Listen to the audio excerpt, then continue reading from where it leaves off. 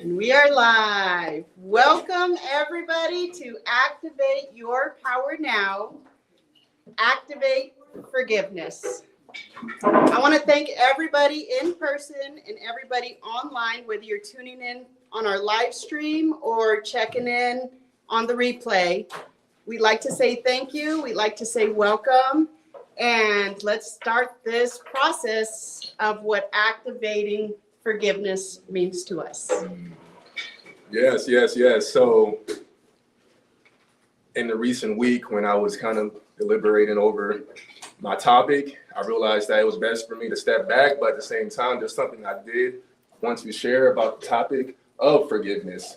Been coming through my own little, I would say, moment in my life where I was just doing a whole spiritual detox, mental detox, emotional detox through the medium of juice fasting.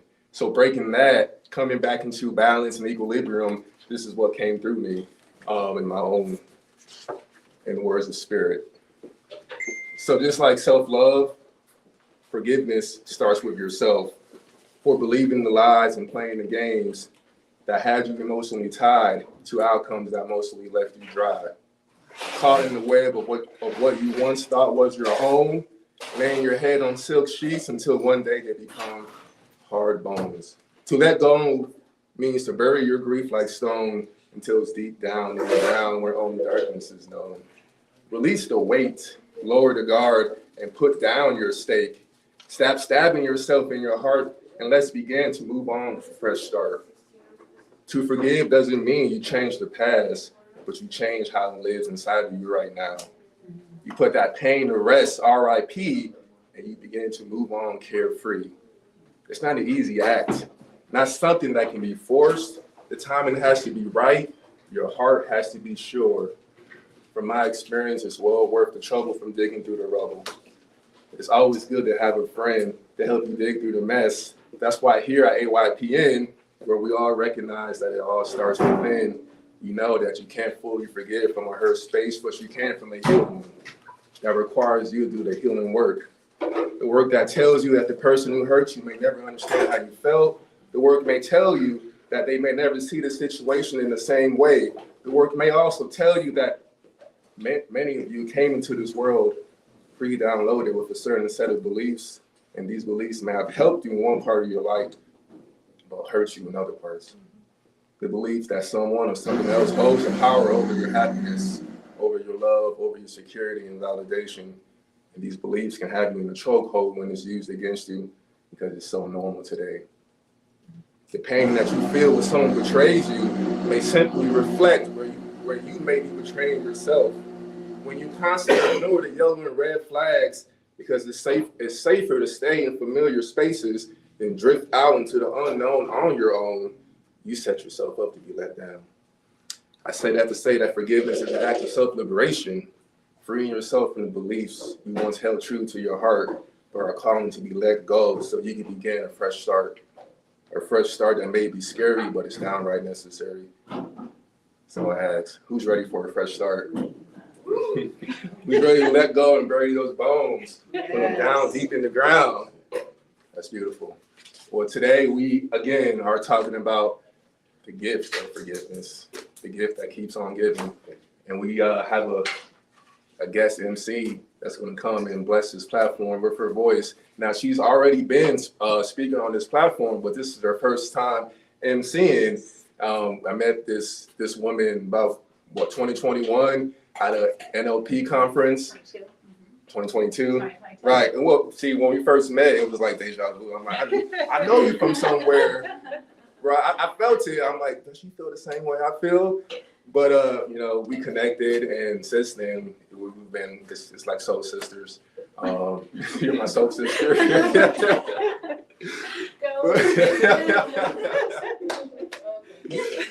But yeah, she's been a light in my life, a light in the light of AYPN.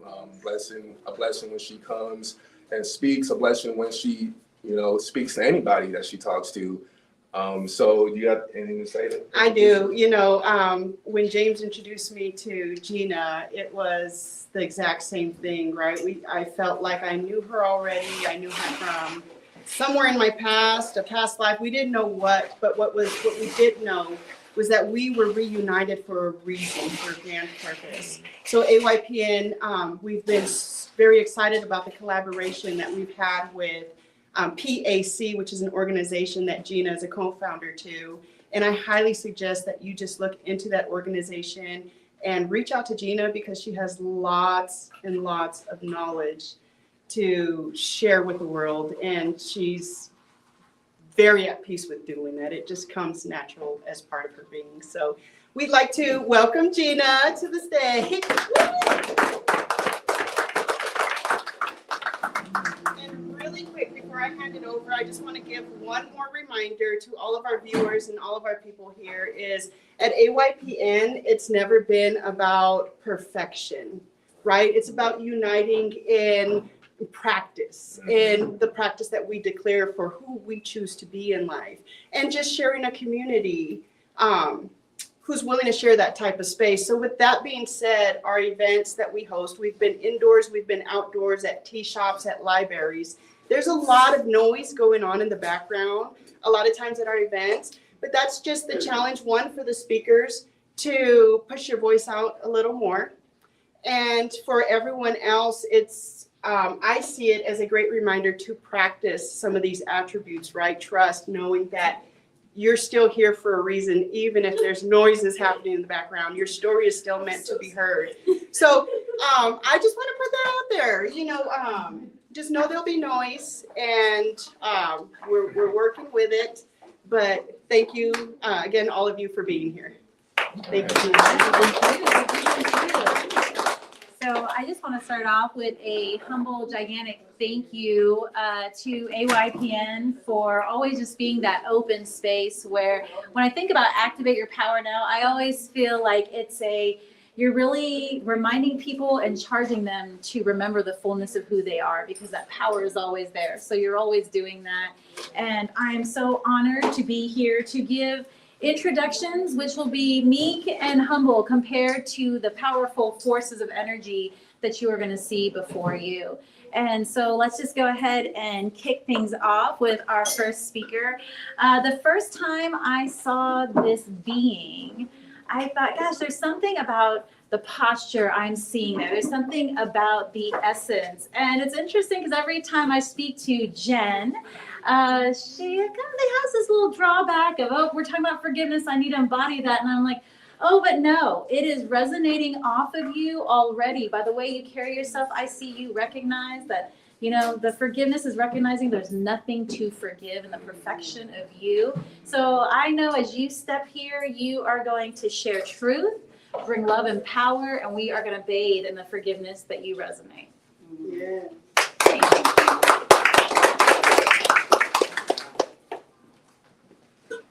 Good morning, everyone. Good morning. Good morning. Forgiveness isn't a feeling. It is standing in your power and a choice to not allow pain to control your peace. And that I want to start out with, as it's still kind of processing in my mind, because I need to center myself in that right now. Remembering that forgiveness is not a feeling, it's a decision to no longer let pain control your peace. Yes. It's always fascinating to me that life provides ample examples and ample opportunity for practice, spiritual practice. There's that acronym, another growth opportunity. Sometimes there's another letter in that acronym, another stinking growth opportunity, whatever that may be. And I've had a number of those recently, and I'm so grateful for it. I may not be in the moment.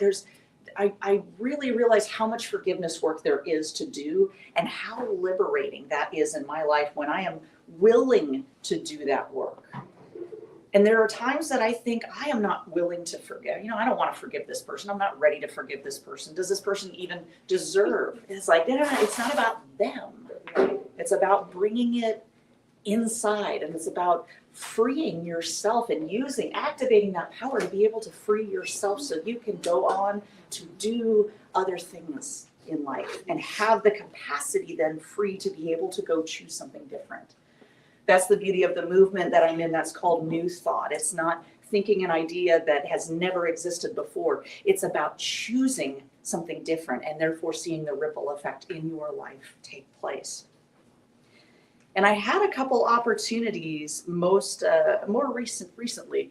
I had a situation about 2 months ago where I was moving through, a family member needed some assistance, and so I decided to help them in what they needed. And I thought, oh, this feels really good. You know, I'm able to give and to do this. And the situation and the intention behind it was still pure. However, the end result was not what I had intended and what I had not planned. And so I was working through this opportunity to, well, okay, I can forgive him and I can forgive this. And I had someone ask me, they said, have you forgiven yourself? Yikes. Yikes, exactly. And I thought, well, why do I need to, what do I need to forgive myself? It was forgiving myself for the fact that I was holding on to this narrative. I was so interested in just keeping this close to myself of like, well, I did a good thing and I did this. And it's like, but have you forgiven yourself? Mm-hmm. Completely opened up a different experience than for me to have and work for me to do, realizing that I was keeping myself stuck mentally because of the shame and the disappointment really that I felt, and even anger at God, saying, well, what the heck? Like, what, how did this end up happening when I thought that this was really going to be a good thing? But those simple words of that man putting his hand on my arm at the table at Char Bar, we were out having dinner at the barbecue place, fabulous by the way, but I digress. And he just looked at me with the most tender eyes and said, have you forgiven yourself? And then I remembered and realized that, oh yes, forgiveness is not a feeling. It's a choice to stop letting pain control your peace. I had another opportunity then this past week. I've had a falling out with someone that has been very challenging to navigate over the last, say, 8 months to a year. And there was some serious woundedness that took place for me. And I have spent months arguing that the next time I see this person, and here's what I'm going to say, and here's what I'm going to do. And I was building all of this up in my mind of I'm going to stand in my power.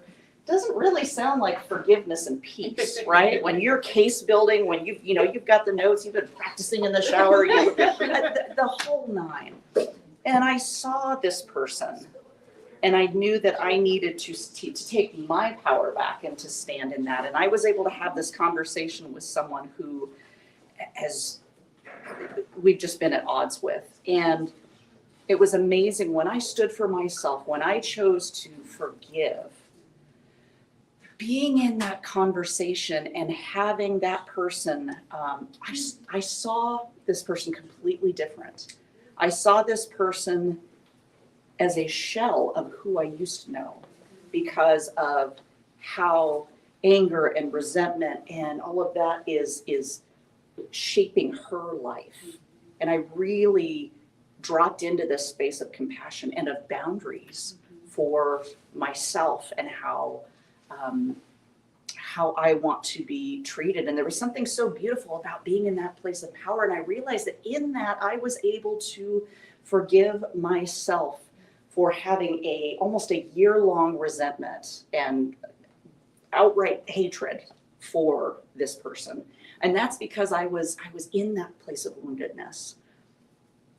But we are not meant to stay and live in that place of woundedness. We are all activators in our own ways, whatever that may look like. It may be the smallest, simplest decision, or it could be something big and grandiose, but it's not always that way. And I actually prefer it not always be that way. I'm like, can we just have something simple real quick? But that forgiveness power, that is what is within us. Are we willing to choose, peace or pain in this moment?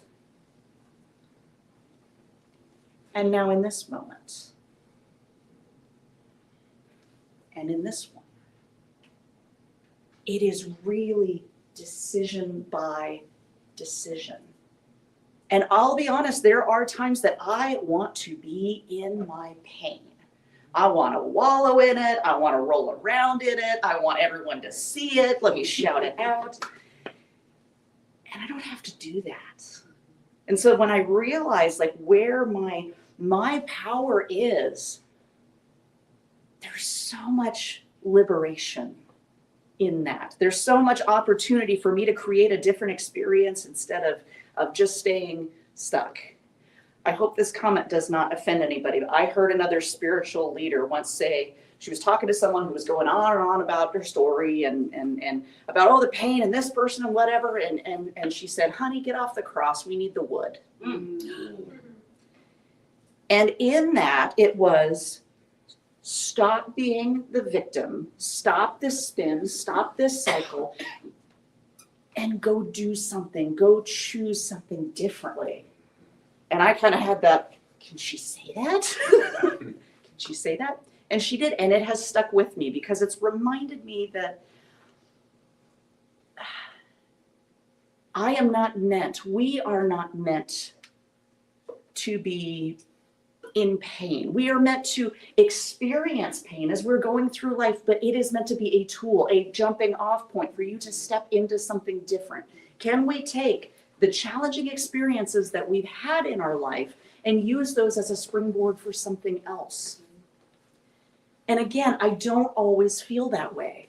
I don't always stand in my power. Like you had mentioned before, that I kind of do get into this space of just dropping down and sometimes not wanting to be seen, or sometimes looking at the people that are around me and thinking, well, who am I when we have these amazing people? Like, who am I to be here? Who am I, James, to go first? You know, there's all that dialogue that can go on in your head. And can I forgive myself? Am I willing to forgive myself? And again, to step out of that emotion and recognize the peace and the power and the freedom that I am, that I have, that I get to live, that I get to choose. And so if you are in a space today where you have not forgiven yourself, or you have not forgiven someone else, that's okay. So is probably every single person in this room and every single person who's watching online. I don't personally know anyone who has ascended, so I know that everyone has some work to do in their life. And so I'd invite you to just, if it's prayer, or if it's holding intention energetically, whatever it is that may be, to be in a space of saying, asking the question, am I willing to be willing to forgive? Insert name, insert yourself, insert situation, insert job, insert relationship, whatever that may be. Am I willing? And willingness is a step, and willingness is a great place to be. And when you're ready to step into that and you're willing to fully forgive, guess what? It may come back. Hi, me again. That person may come back. That situation may come back. And again, we are all presented with the opportunity to turn and go, hi, what would you like to teach me? What are you here to teach me? So while I have made some steps toward victory and liberation in my own life, I am aware that there is still much work to be done. And I am deeply grateful for the fact that there is solution in that there is freedom in that there is opportunity in this. And we're not going to get it perfect. We're not going to get it all right. And when we activate that power within ourselves, it's amazing what can come through. Forgiveness is not an emotion. It is a decision to step out of your pain and into your peace. Go be powerful, my friends.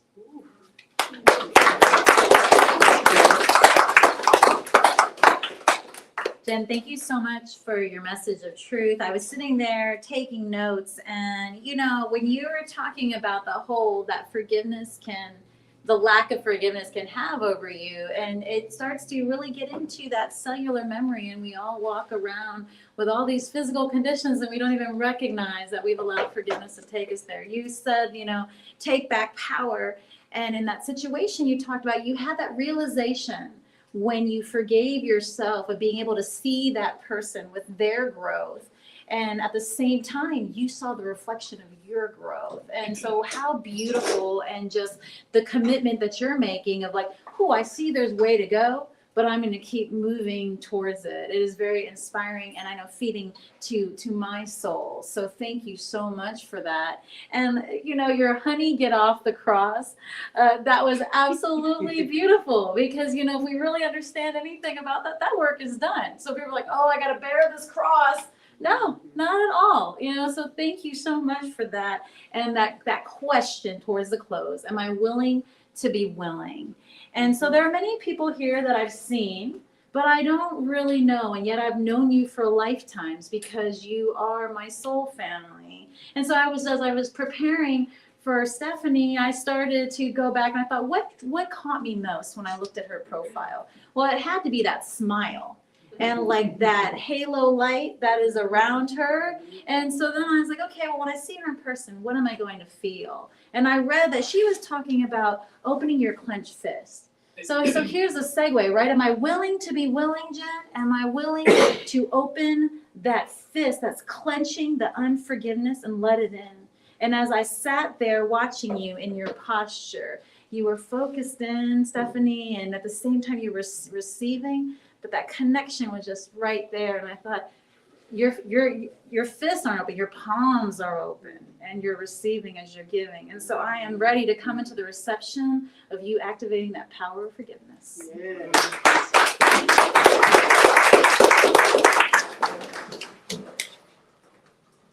That just goes to show you never know who's watching you, right?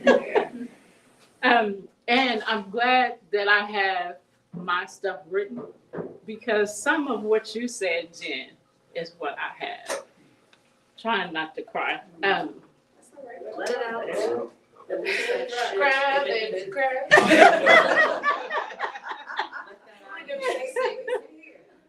All right, this is my journey to forgiveness, choosing peace. What forgiveness meant to me before I learned what it really was is not responding to people's ill treatment of me, hiding from the person. In a sense, I was protecting myself from further hurt and pain.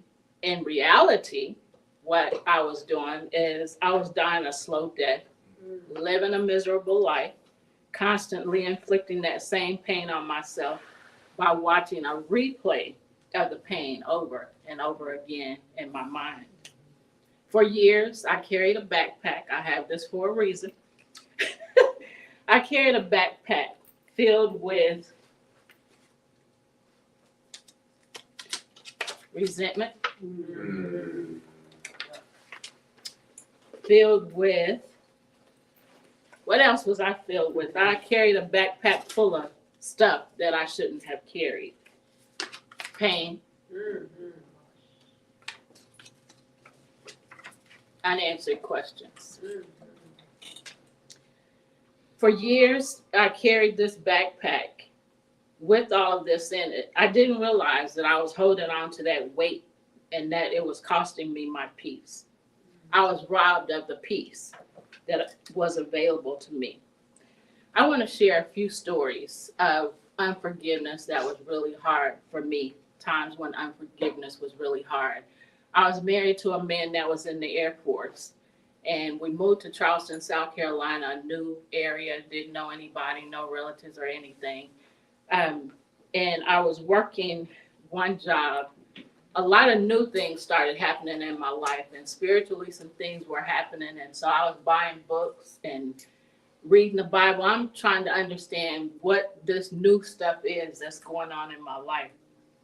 And so on my breaks, I would go out to myself, read my books or my Bible, whatever I had that day to read. And so one day, one of the young ladies that I work with said, "Why do you always go out to yourself?" And I said, "I like to read." And she said, "You're weird." Okay, so in that I talk about bullying. So she was bullying me relationally by social and emotional manipulation used in a sneaky way, but with harmful effects. That was to bring me down. And then covert bullying, initially hidden and hard for others to see. She was criticizing me personally, my personality. And then another story is I worked for hospice in Wichita, and I had an office. I was a volunteer coordinator. I had an office, and people trusted me. The staff trusted me, the nurses and the aides. So they would come in my office and close my door. "Can I talk to you?" "Sure." Well, my boss didn't like that. She'd ask me, "What did they say? What were y'all talking about? You had your door closed. What were y'all talking about?" Well, what I talk to people about, what people share with me, their personal experiences, I don't expose. That's between me and them. She didn't like that. So then she started bullying me. So she was jealous of our relationship and then confiding in me. So she bullied me covertly. And so what she started doing is she started doing excessive supervision. She told them, "Stay out of the office, stay out in the field," which is where they were supposed to be working. "Stay out there with the patients." And then she started monitoring everything I was doing. And then impulsive bullying. It's not spontaneous. It's not planned. They have a hard time restraining from bullying behavior. So she had a hard time restraining from bullying behavior because she didn't get what she wanted. But I didn't care. I didn't give her the answer she wanted. I had to choose peace in these two situations I just shared. What I did understand is that I had to treat others the way I wanted to be treated. I thought forgiving somebody meant it's okay, and that I had to be around them in order to truly forgive. I felt like I was saying, "Here I am, back to be re-injured, because I realize you don't care about me by the way you treat me and the way you talk to me. But some things aren't okay. Some things aren't okay." I learned that forgiveness doesn't mean what they did was right. It means I'm not going to let them control my life anymore. I learned that forgiveness is not forgetting or excusing what happened. It is not reconciliation, which is part of what I thought it was. That's why I was running. That's why I was hiding. It's something you can do even when the other person never apologized. Sometimes you might not get an apology, but you still got to forgive because it's for you and not for them. It's to free you. So this is what I was holding on to. It took an emotional toll on me. I experienced bitterness, anger, and constantly replayed the events in my mind. It took a physical toll.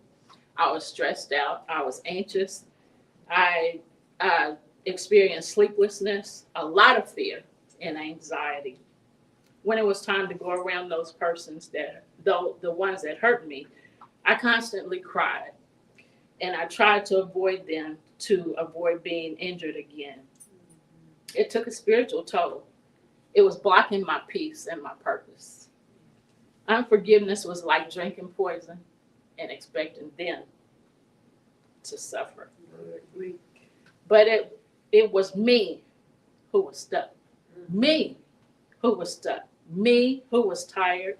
Me who was aching. Me struggling to get past the pain.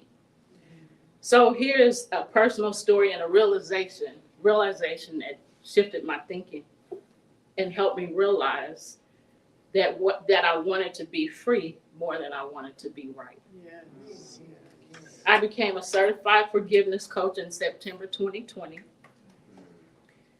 Listening to my dad, he constantly repeats his childhood, the pain, the trauma, the anger, the frustration that he experienced as a kid. He still talk about that today. He still cry about that today. His dad was an abusive alcoholic.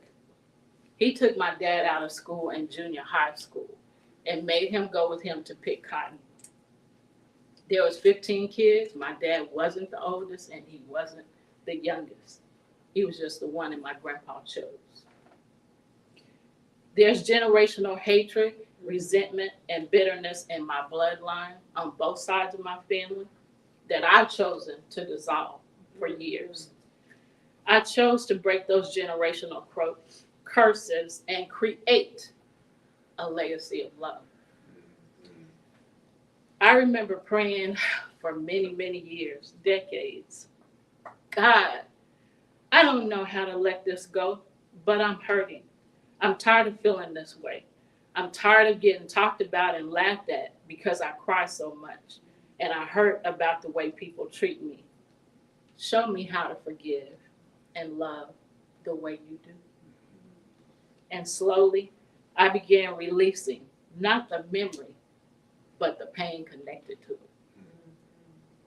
In the last 4 years, my son has chosen to stand with me to break the generational curses in our bloodline and to fight with me to create a legacy of love.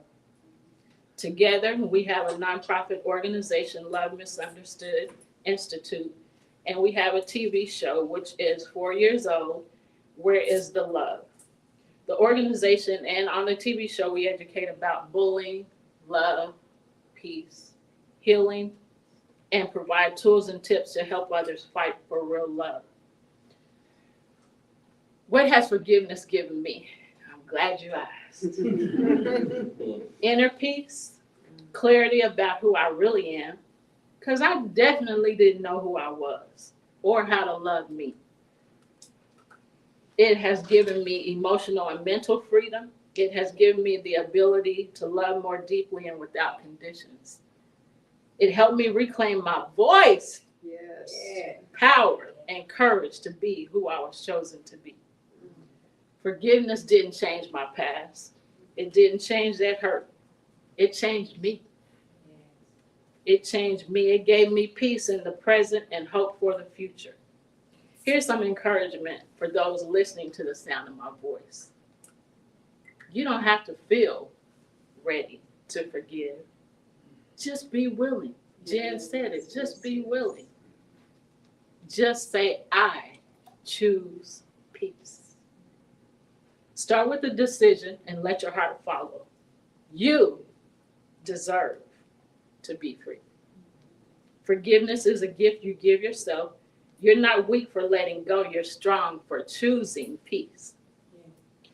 Oh, the peace I have because I constantly choose to forgive and allow peace to rule. I didn't say it didn't hurt. I didn't say that.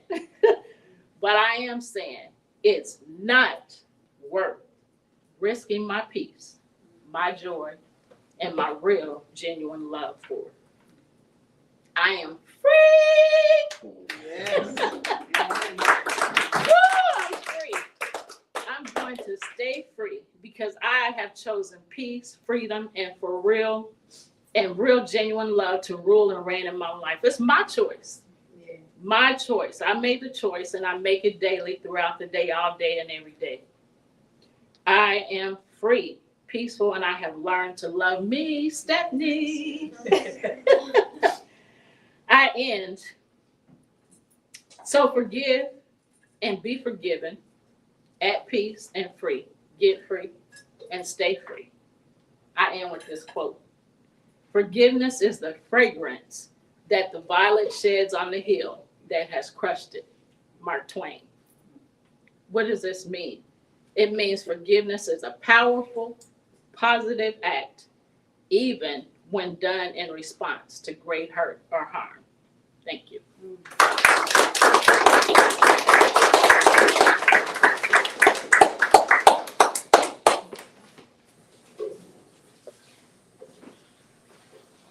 that ending quote there where you said forgiveness being a fragrance, and just know that the whole time you were up here, the aroma of truth and release that you just extended into this space was absolutely beautiful. As I was listening to you, what I heard as you were going through the memories and sharing of the generational things that have been passed down, I heard just such power in choice, that you are aware of all those things that were in that backpack and what you know through the history of your family, and you know that it doesn't define you. And so you're standing here in your truth. And I thank you for that. And I bet everyone who's listening here and out there recognizes just the power in that. So thank you so much.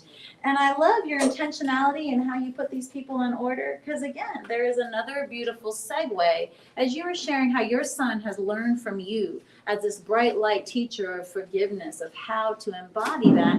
We have Coach G coming up. And as he's coming up, I think about the first, second, and third time I've seen him. First thing that grabs me is that smile, which I don't see it right now, so I know it's there. But the other thing is there's this intentionality in his eyes. And I've even listened to some of his things online, and I'm thinking, what's great about Coach G is he's not coming in to tell you what to do. He's not coming in to speak at you. He's coming in to speak from the power he embodies, from the places he's navigated through, and he knows the way onto the other side, and he still turns around and goes back to show the others the way to the other side. And he is humble, and he is a man of character and integrity, and he is a light. So we are ready to be coached. We sit as your eager team players ready to listen. Coach G, the platform is yours. Yes.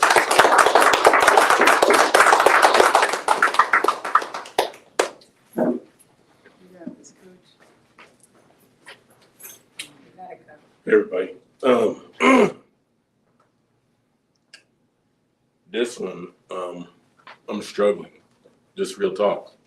I'm struggling, but being the warrior that I am, I'm here because I'm telling you guys, I was thinking of any excuse that I could today not to come.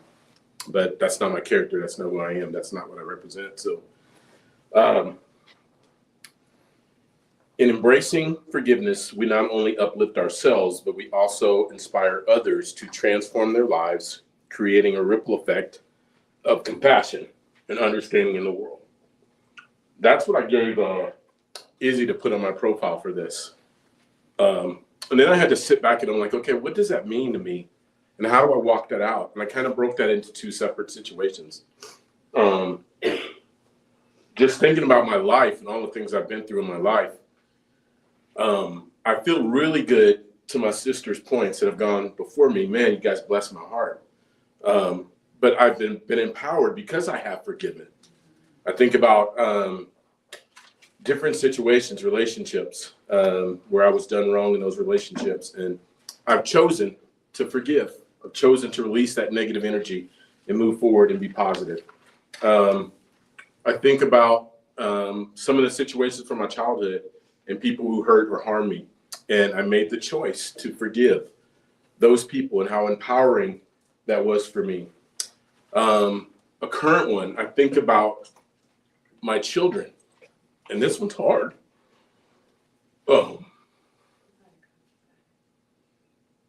I feel like if I've never done anything in this world, I've been a great father. And because of the relationship with their mother and us ending in divorce, Dad is taking the blame for that. And being the man that I am, I'll shoulder that. But at the end of the day, I'm human as well. And I've had to walk in trying to be a father, trying to reconnect with my grandkids, and not feeling the forgiveness of my children. But I've had to learn I can't control that I have to forgive myself, empower myself, and just let some of that go. Just it is what it is. So I've had to forgive them in the darkest hours of my life, seeing nothing but their backs. That's my blood. And that was hard pill to chew on as I went through this and reliving some of that at the times in my life I needed them most And it makes me think about me as their father at the times that they needed me the most. Who was there? Their father. But in those exact times that I needed them, all I saw was backs or silence or judgment or disappointment. Another current one that blesses my heart was their mother that I'm talking about. 34-year marriage ended tragically, ugly.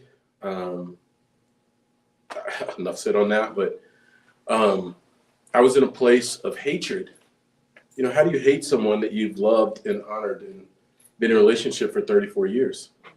But I hated everything she stood for, the thought of her, the look of her, the sound of her voice, everything. But I realized it was me sipping the poison.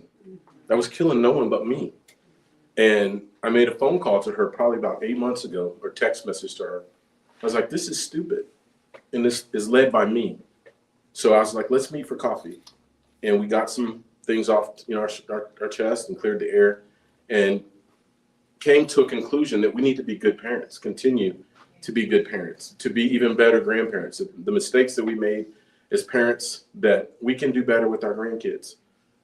She's an advocate for me with my kids, with our children. So that just a great example of how forgiveness has just propelled a relationship to a whole nother level. I'm so thankful for that. When I talk about forgiveness, I can't ignore my father. Those of you that know me know my story of 63 days. Oh my God, going through the prep for this, did I replay those 63 days? But I am not the man that I am today without those 63 days. The man that destroyed me, when I say destroyed me for 48 years of my life. That being the man of God that I am, to honor him, I had to stay away from him, which took me away from my beloved mother, who was my world. So that was a bittersweet situation. But I'm so thankful to Abba that he gave me 2 years, the last 2 years of my father's life. In particular, those 63 days where he was in research hospital, where the first day I walked in, was in shock and awe that his eldest son is in here at his bedside. And he even asked, why? Of all people, he's an elder. He's so well known, Kansas City, why, all these other people should be there. He's like, why are you here? And I'm like, I'm your son, Dad. Where else am I going to be? He was dying. And he just wept. And this is a man, I'm the weeper. I take after my mother. And he would whoop me and punish me for crying all the time. But this man now standing in front of me is weeping, crying. And he took those next 63 days and brought back scenario and situations and conversations and different places, different things that he had did, and corrected all of that. So that man that destroyed me for 48 years rebuilt me in 63 days. And I'd say he did it. I'm thankful that the Lord used him as the vehicle to do that.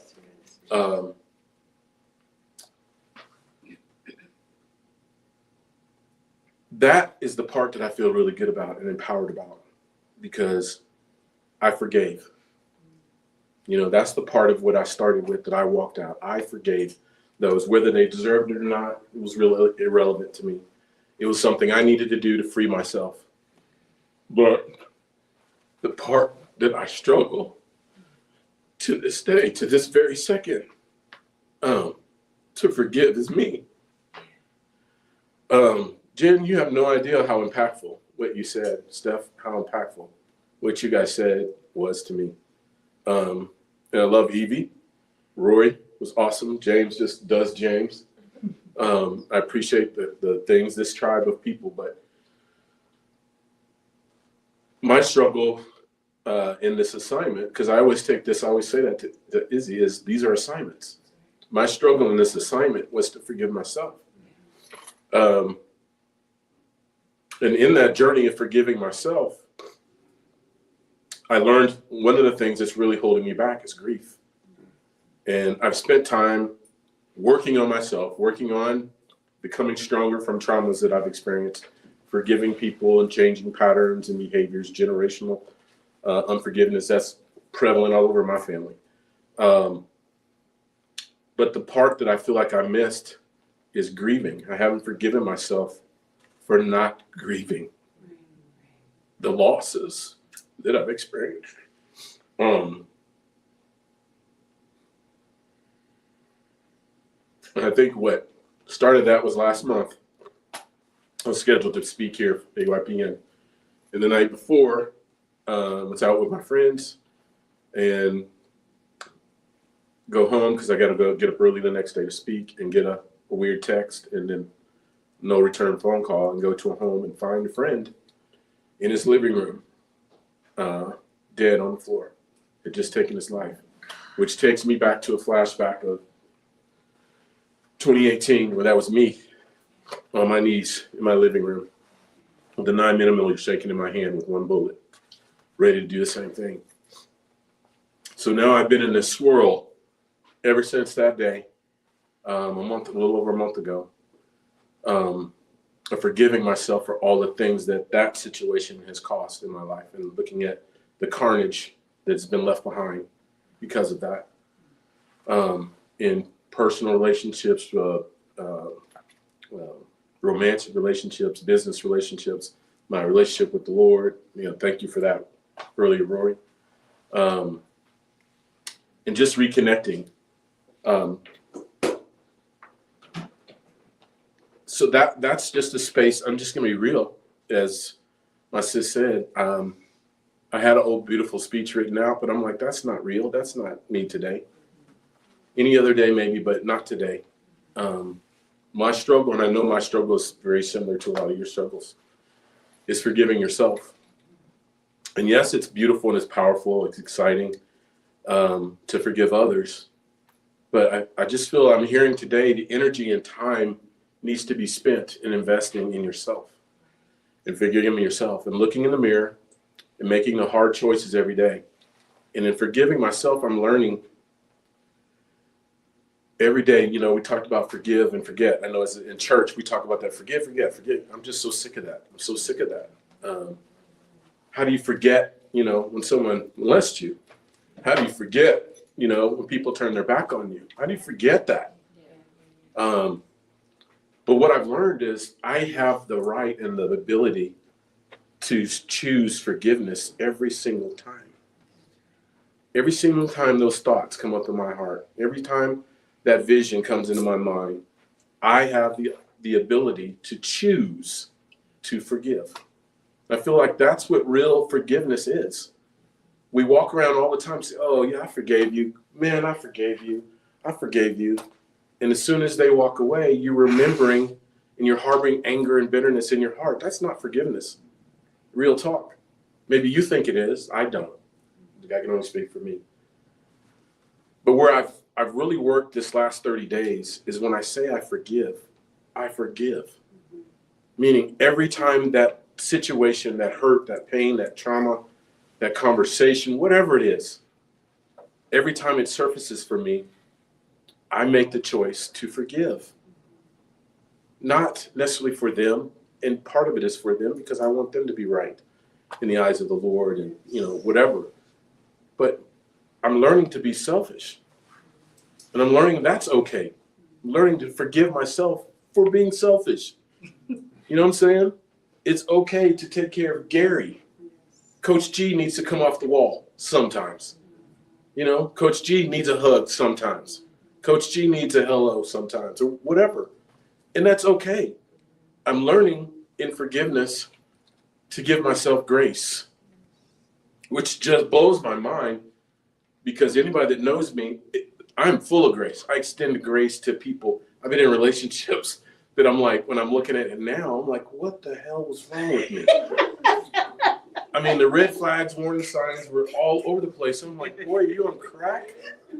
Right, my sisters are blinking. And I'm laughing with them, but I'm not, because I'm just like, when you're so entrenched in unforgiveness of yourself, you miss all of those signs and signals. And the Lord is just like screaming in my ears, son, wake up, turn left, get out, walk away, all these different things. But I couldn't do it. But I'm thankful I'm at a point in my life now that I'm able to pivot out of situations. Because to their points, my sister's points, I'm choosing peace. I'm choosing peace. And if that means I have to stand alone, I choose peace. Yes. If that means I have to lose friendships, I choose peace. If that means I miss out on some opportunities, I choose peace. Yes. You know, I'm thinking about work, and a past relationship told me to walk away from that job. They're not valuing you, they're not appreciating you, they're not paying you, whatever. And I'm just thankful that I got in a place of peace and listened to Abba. And now that job, it's just created so many opportunities. I was just talking to Rory, where I get to go out into schools. I get to go out in all these different spaces where I'm great at, and just share. I would have missed out on an opportunity because someone else was living in unforgiveness, Right. wanted me to join her in unforgiveness. But even in that, I think about the job and have the haters on the job, kind of what, you know, you're talking about stuff.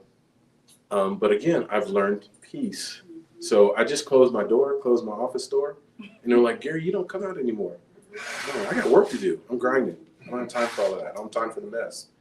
So my challenge as the coach today is, again, choose peace. Choose yourself. Be still, look in the mirror, and choose yourself. Choose your happiness. You know, it's back to the pouring from an empty cup. This last 30 days, the cup has been empty. Some of you guys know that. The cup has been empty. And I've been trying to pour from that empty cup. But no, I'm back. I'm getting back to that space where when I pour not from an empty cup, but I pour from a place of overflow. Yes. Why overflow? Because I've poured so much into myself that now I have so much overflow to give many, many others. Because I know that's my call. I've been called to the nations. I know that. So that means I got to keep the cup full. Yes. This has been your boy, Coach G.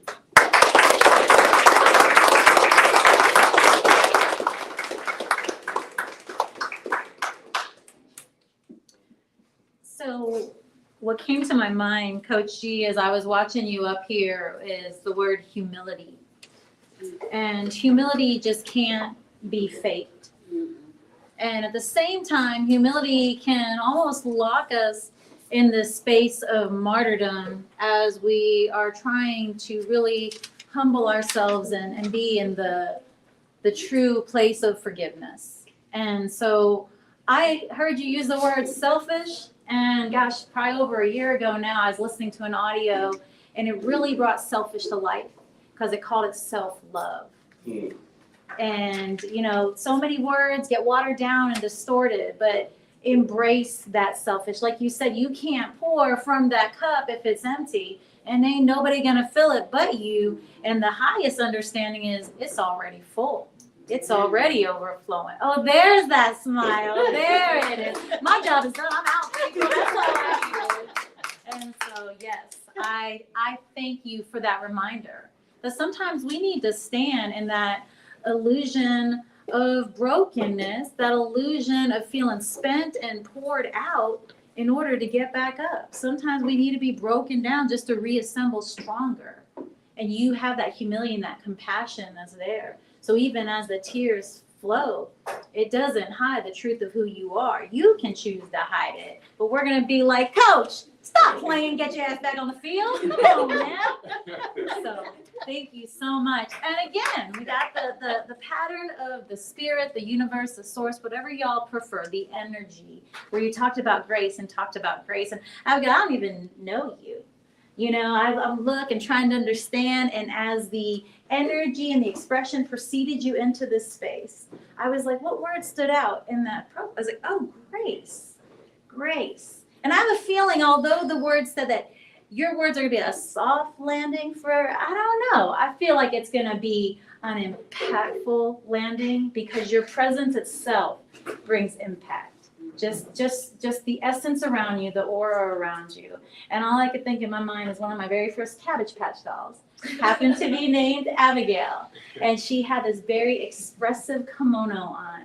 And as you walked in this beautiful artistic glow, I thought, all right, come and hit me with that soft landing.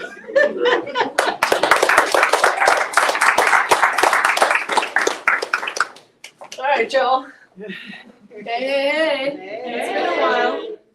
I always write things down just in case I get stuck. But of course, preceding Jen and Coach G, and Steph. I don't know. I guess I'll just start with my story, because some of you are new faces and haven't heard my story. And my story is wrapped around forgiveness. And when you said you get lost in the trenches of unforgiveness and you have no idea who you are at that point because you're just so angry. I met the father of my kids when I was 18 years old. And, sorry. I met him when I was 18 years old and I was in love. He was beautiful. We had 2 beautiful kids. The day we had our oldest daughter, he cheated on me. And then he cheated on me again and again for about 9 years until finally I cheated back. I was like, you're a dog, let me be a dog too, But I think what I learned in that was like, when you stay with someone that hurts you like that, you say you're forgiving them, you say, I forgive you. We're going to make this work. I forgive you, but you're not forgiving anybody. You're keeping tabs. You're holding on to that resentment and that pain. And every time that they made you cry and didn't hug you, and every time that they called you out a name, you're staying, and you're choosing that. You're choosing that pain, like Jen said. You are. In 2022, I decided to pack up me and my girls and we left. And I was so angry. I was like, you know what? I left my grandmother's house that he refused to leave. And I closed down my business, which was something that I had devoted my life to. And everything just was up in the air at that point. I was just so angry. I was so lost in that anger. And my babies felt that anger towards their father. They felt it. Within a month, I met a guy, and he was recently, I don't want to say healed. He was off drugs for a solid maybe month of his life. And I moved him in with me and my girls, and I just basically replaced one pain with the other. And my daughter, she's watching all of this. And I moved him in with us, and I tried to replace this feeling of, it was like puppy love. You never really know what you're in. You're just hurting yourself. Mm-hmm. You're inviting more and more pain. In that time period, my ex, he didn't help financially. He didn't help physically. He met a young woman and with no kids and started a completely different life. He just got the redo that I really wanted. So I was so angry, I was so angry about that. Fast forward, that was almost 2 years ago. Fast forward, and we found out last May that Christopher, my kids' dad, had stage 4 cancer. And God said, you have to forgive, dude. You have to forgive this person because look what it's doing to you, look what it's doing to you. I was sitting with this other man and who's just as hateful, just as cruel, as the father of my kids, doing just as much hateful and spiteful things towards me. And I'm just sitting here so stubborn, I just didn't want to forgive. I just didn't want to forgive him even for a friendship. I couldn't even have a friendship, like G said, with somebody you had a life with for 10 years. Oh, I did not mean to cry this entire freaking speech, guys. Fine, girl. Safe tears. Everyone's like, where have you been? In a hole. That's right. in a hole. So come on out the pit and bring your tears with you. We got you. You know, how do you forgive for all of those moments, like key moments? And so we make it through this last year. I chose to focus on me and my girls. You know, I chose. Christopher had options. He had options to come visit the girls. He had options to do things with us. I tried to forget all of his painful things because I wanted to focus on my kids, on their happiness, on what they needed with him. And it's tearing me up. You know, I'd go to an outing with him and his girl, and they're all cutesy and this and that, and I'm over here, and I'm like, this isn't fair. Why should I have to forgive this person? This isn't fair. I did all the hard work. But I kept showing up. You know, I kept showing up with my tribe here, and I kept showing up for my photography, and I just, every single day you get to make a choice on whether you're going to move with hate or move with love. Right. And if he called me and said, hey, I want the girls tomorrow, I no longer said you need 24-hour notice. Yeah. You can have them. You know, I only want to do this. That's fine.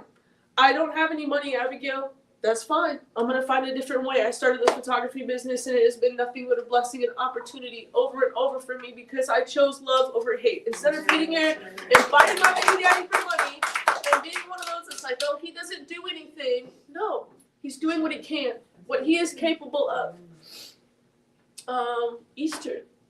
Easter was a beautiful day for me and my children. That was the first time that we saw Chris in about 6 months. He was in the hospital, and they told him that he had like 3 months to live. You know, and he's 32 years old. And I'm thinking, God, this isn't fair. You know, that's not right. We just started being friends. You know, we just figured this out. Like, we need more time. I got 2 girls. I don't know what to do with. They're 8 and 10. Like, what am I supposed to do with these girls? And the woman that he picked, you know, the young woman that he picked, man, she has been like nothing but a blessing to me and my kids in this time. You know, nothing. She's watched my kids. I have family that won't even watch my girls. And that's me choosing to love this person instead of hate her. You know, I had every right. I mean, not every right, but I had a choice. I had a choice. She's young. She's beautiful. She's me at 25. You know, the woman I could have been if I held on to all of that. And, you know, I think what G said was just being alone. Sometimes you gotta be alone so you can really sit with what the fuck was I thinking, you know? Yeah.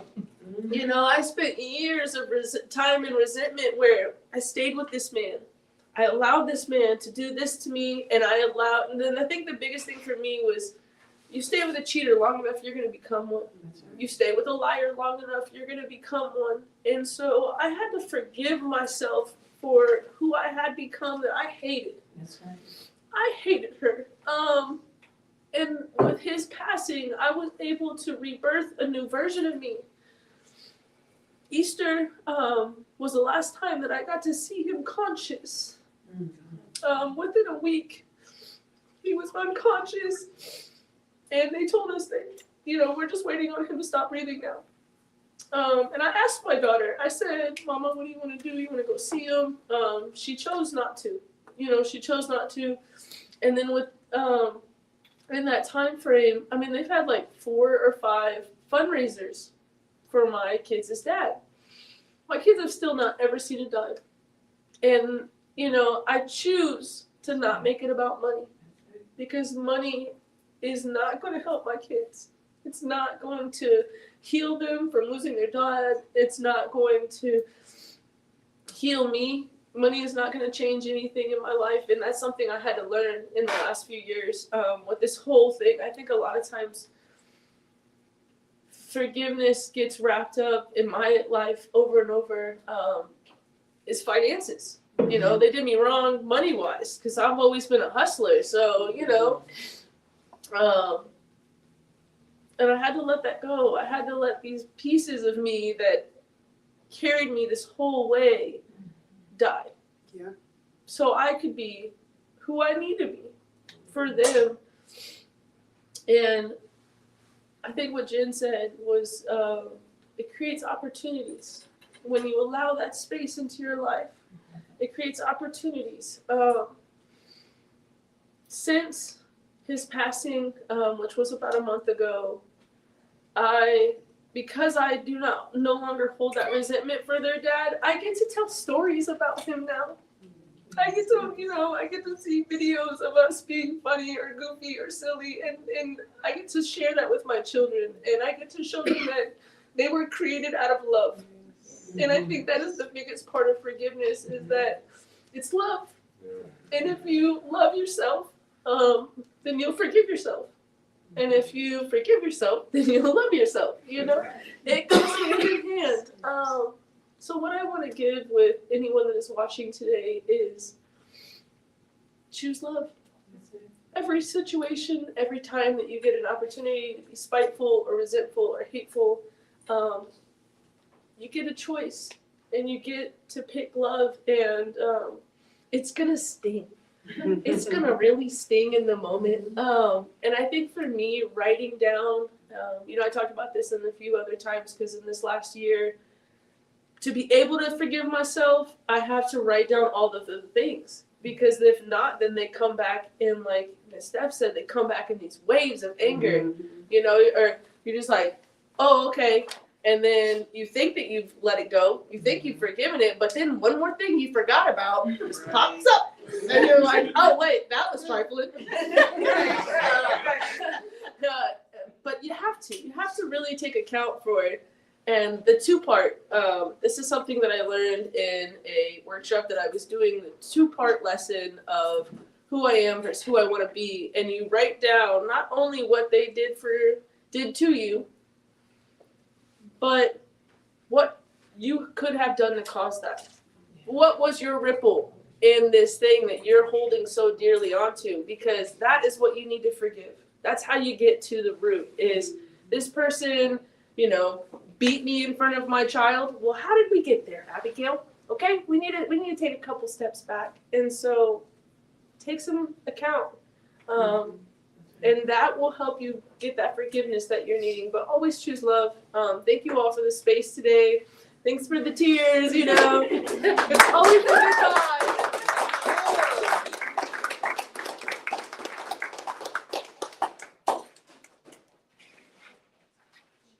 Abigail, as you continue to say, choose love, and you gave us that gift of your vulnerability and standing here through all the stories, all the situations that you've walked through. I think this is a place of seeing one another and holding one another.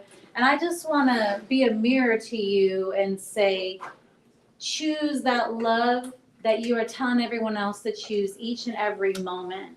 Because our words are so powerful. And then sometimes in the retelling of the stories we've conquered, we don't realize it, but we also still are leaving room for them to come back. And it's really interesting.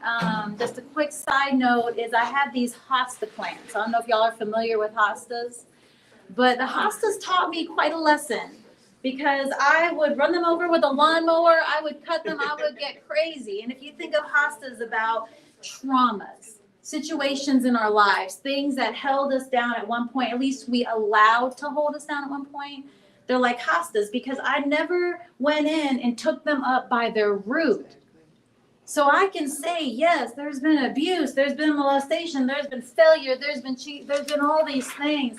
But I also have to recognize they were there as teachers, lessons. I've graduated that class, and the only time I'm looking back is to say, oh, that's the class I used to be in. And now I'm on to another class. And so I love hearing people's stories, because I love hearing the truth of what they navigated through, but not the truth of who they are. Because the truth of who they are is right where they are, because you can't be anywhere but where you are right now. Right. And so with the tears, with the vulnerability, I saw that truth that I think sometimes your stories are trying to block you from seeing. So see it, because it goes before you every time, because it's who you are. So thank you so much for everything that you shared, tears and all. They're bottled up. It's awesome. So, very interesting. As I got to MC, I thought to myself, well, I'm going to get to introduce Rory. And from the last time that we were together with AYPN, I know Isabel gave this great introduction about our partnership. He truly is, when I think about if I had two puzzle pieces and they form this perfect picture, he means so much to me. He's been a reflective mirror. He's been an opportunity for me to see an extremely high view of consciousness lived out in full expression. What I was thinking as I was listening to people talk, I was thinking, man, there's a lot of times we give stories and we give experiences control of who we are. And if there's one thing that my best friend, my counterpart, has helped me do, is he's helped me cut through the stories and see the truth of who I am. And sometimes his words are going to go fast and feel really high up there, but it's not trying to keep up with him. It's keeping yourself open to the fullness of who you are as you receive the blessing that he's going to bring upon you. And so really, there's no words to define my partner, my other half, most of all, just a great vision of consciousness. Rory.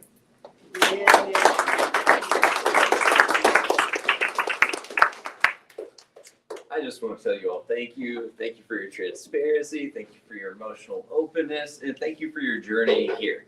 So I know we're talking about forgiveness, right? And have we all heard that word most of our lives, right?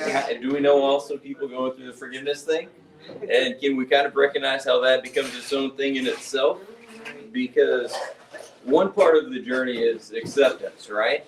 Do we truly accept that life is working for us to get here? And you either fully accept that or you don't.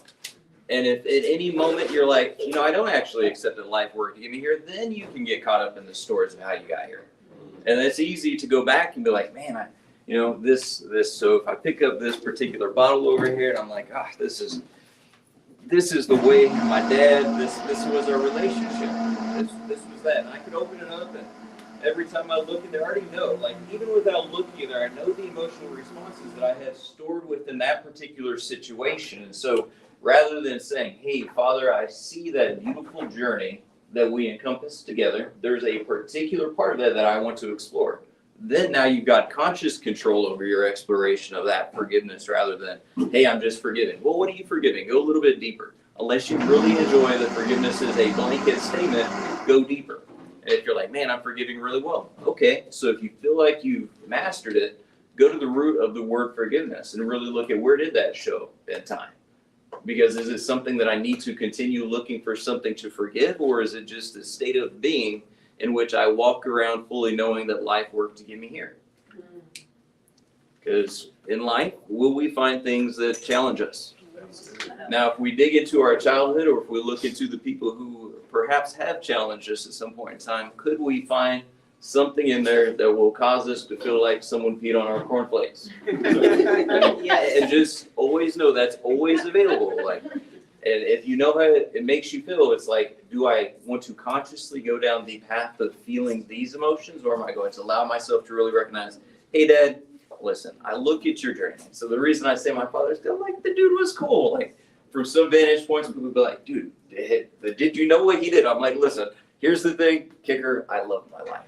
It was freaking awesome. So then I have to high five my father and say, how did we get here?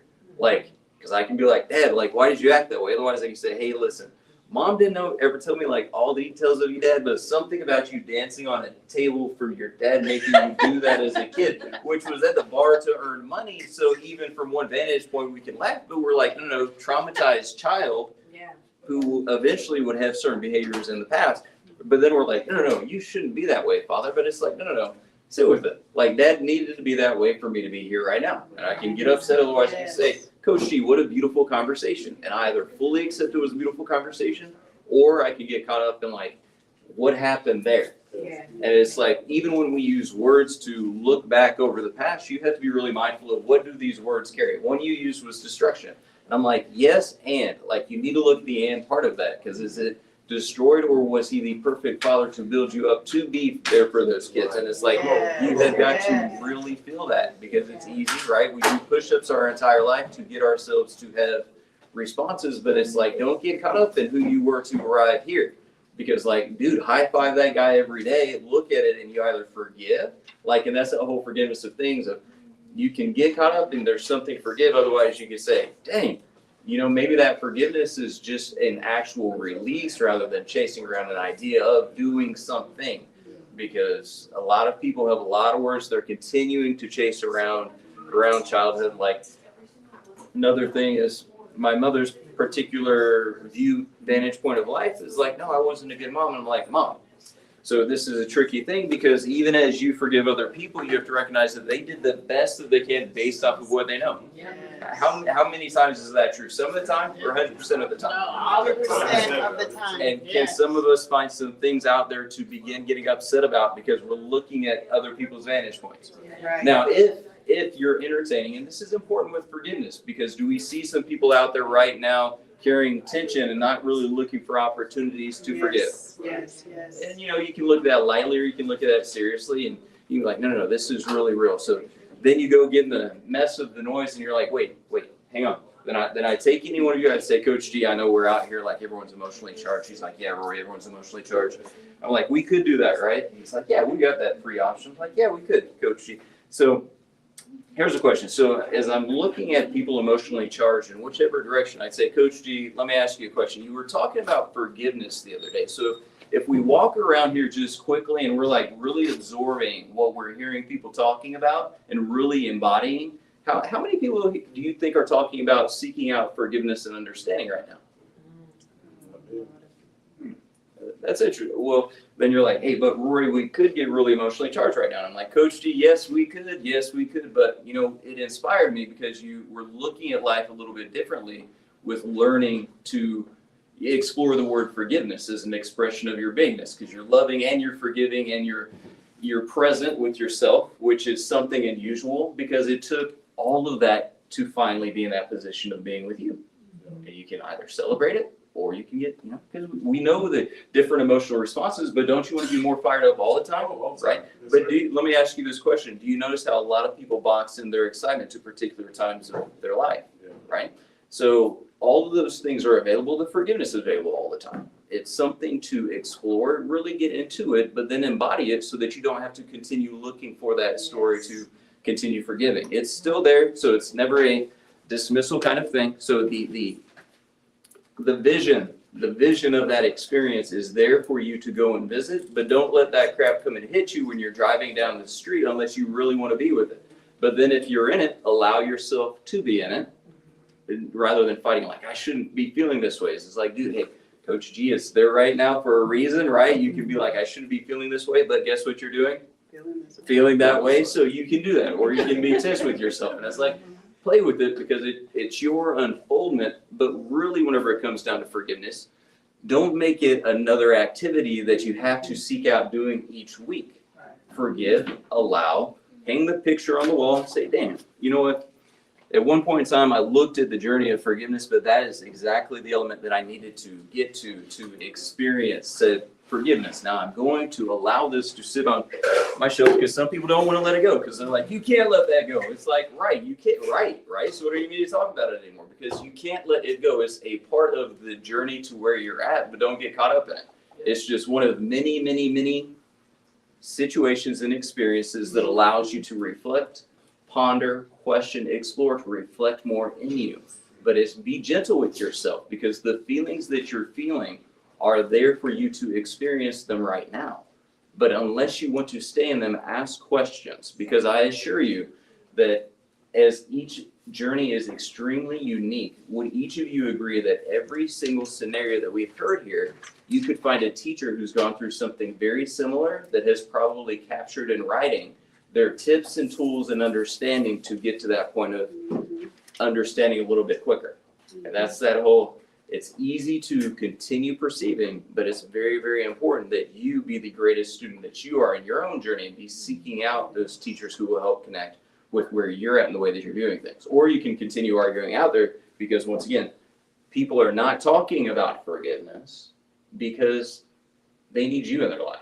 So just really be attentive to the rooms that you're walking in and listen to the narrative. And not to bring up forgiveness, because if you start talking about forgiveness, guess what you're going to trigger them to do? Look for something within the journey to look to Right, forgive. right. So it's Look like, for pain.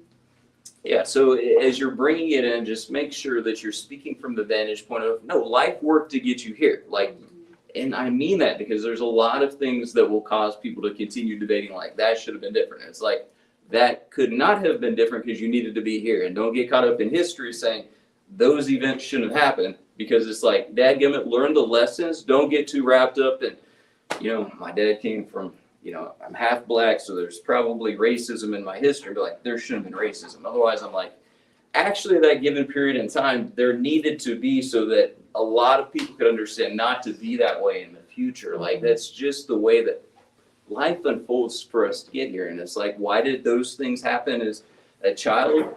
So we could arrive here at this moment. And I had full acceptance that it worked.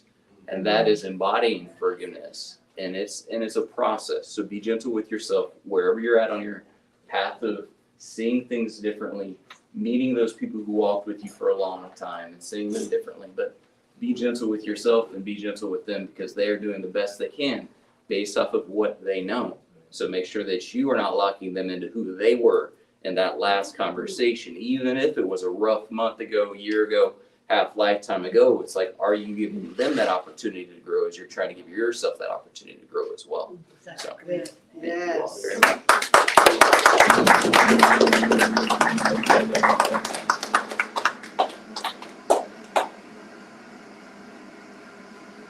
I have to digress back to a moment when James, you were talking about how we met, and just shortly to meeting you, someone comes into my life again, because I like to say that we're all here again. And he tells me about this opportunity to go to NLP, neuro-linguistic programming. And right away, there was a connection there that led me there. And so just in that moment of listening to Rory speak, it just brought me like, that's how I got here. The perfection of every moment that brought me here. You took me to AYPN, to NLP, which took me to James, which took me to Isabel, which brought me here. And that's a story we like, right? But also acknowledging the weight that happened to me and left me what I perceived to be broken, but caused me to find myself and stand up and move forward. And as Rory was talking about, recognizing that, hey, if this is here now, be the student of this. Look beyond what's in front of you and go to the history of it. And as you are to be a great student, you're called to be this empowered, awesome student. Let me pause you there and say, you are also the greatest teacher you will find. And even as you're looking within your situation, within the place you're in, you will find those teachers in books, in audios, in people, in creation, and fasting, and music, all over the place. But those teachers are still just there to teach you to see yourself. They're there to teach you to find that teacher within you, because the greatest teacher you already know. They're sitting right in front of you. And if we go really high up, well, yes, I am sitting right in front of myself right here. And so just really digging deeper and recognizing there's a lesson, there's a student, there's a teacher, and there's a truth. And thank you, Rory, because that's one thing whenever I want to go play in other sandboxes, I always come back to, no, every other sandbox, no matter how messy I got, even if there's some dog poop in it and that kid took my toys, the sandbox that I am in right now is perfect. And I wouldn't have gotten here if I didn't spend the time playing in all the other ones. And I wouldn't have stepped into this one and built my massive castle if I didn't empower myself to be right where I'm at. So thank you so much, Rory. As we move on to our next person, Valerie. One, I love your name, Valerie. But two, the first time that you spoke, what a blessing. I sat right behind you and I didn't know you, but I just kept looking at you over and over again. I just felt drawn because there was something about you in that space, and I was so excited. And as you came up, you had that same look right now. You just have this look of presence and curiosity, just deep. There's just something like when I'm looking at your face right now, and I can't wait to hear her speak. And so, as I said, your voice is a bomb. Valerie, you are the bomb, but your wisdom is going to be that bomb. that truth that's underneath everything else that's going to rise up and come through in your love as you tell us about your journey of forgiveness. Valerie, please.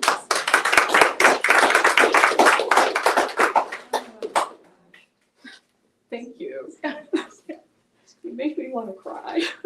It's like, so for so much of my life, I've struggled with the worthiness thing. But okay, so good morning, everyone. Good morning. Okay, and so the story that I want to tell today starts with my parents. Most of us, that's where it starts. But they were born in the rural South. They were born in Alabama in houses that didn't even have running water, let alone air conditioning. I mean, I think some people say they weren't poor, they were po. But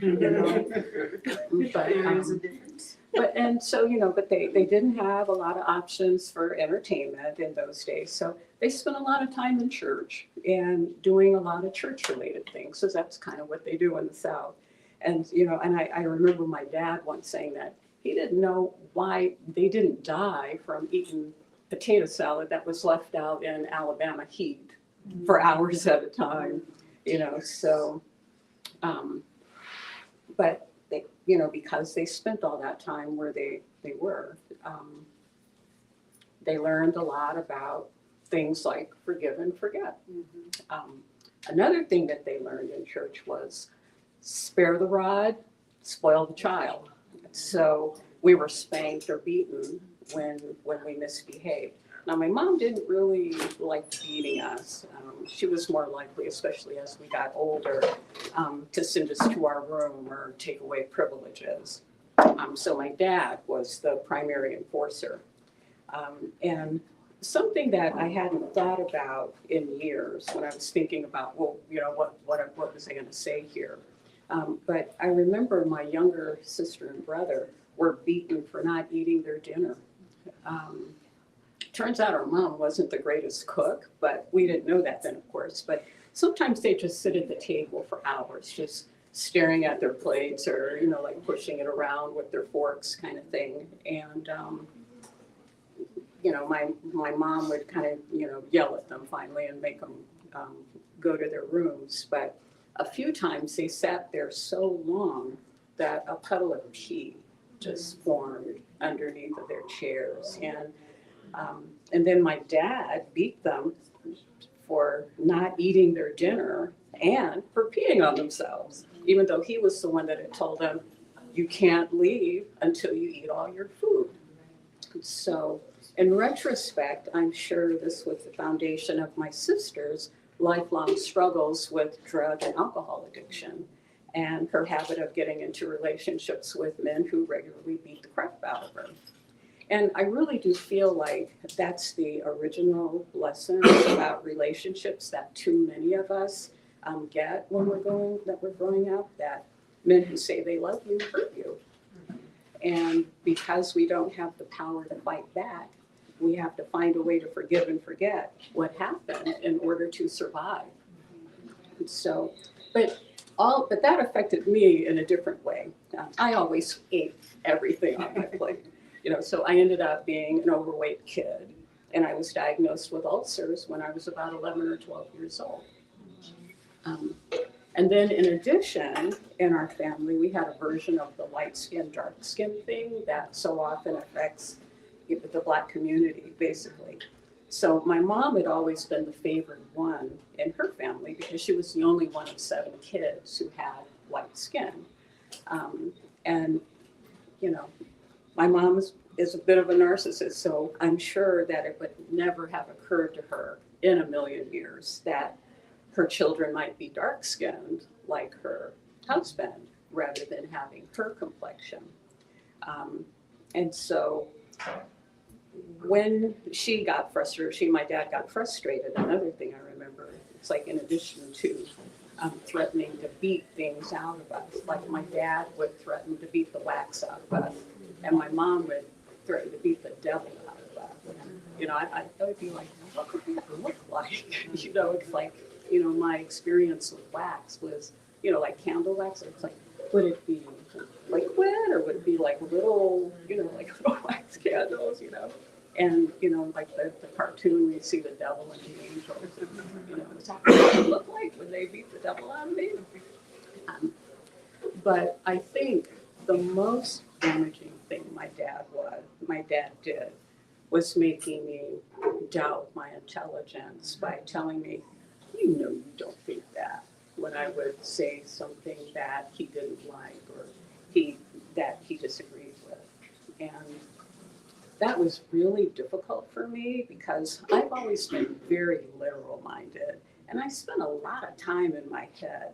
I mean, I think about like when I was like in the 6th or 7th grade and there were like the bad kids in the back of the bus who were playing the dozens, and they, it's like, then like the big buildup was, well, you ain't got no daddy, and I was like, okay, now I passed my science classes, so I knew about like the sperm and the egg thing. So I was like, well, how could somebody not have a father? Like were they hatched from eggs or something like that?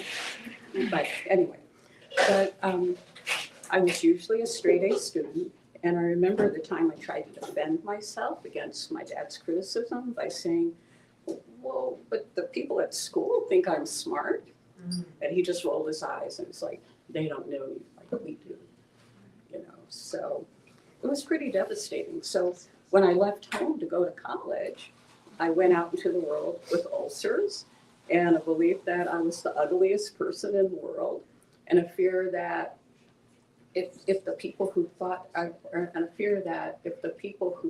was smart found out I was really stupid, they'd punish me somehow. And so, I think they call that imposter syndrome,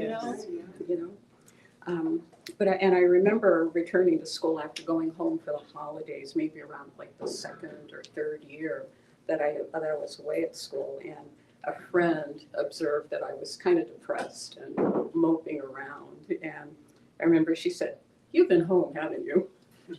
And it was more a statement than a question. And she was right, of course. But that was my first inkling that there might be a connection between my stomach problems and my family.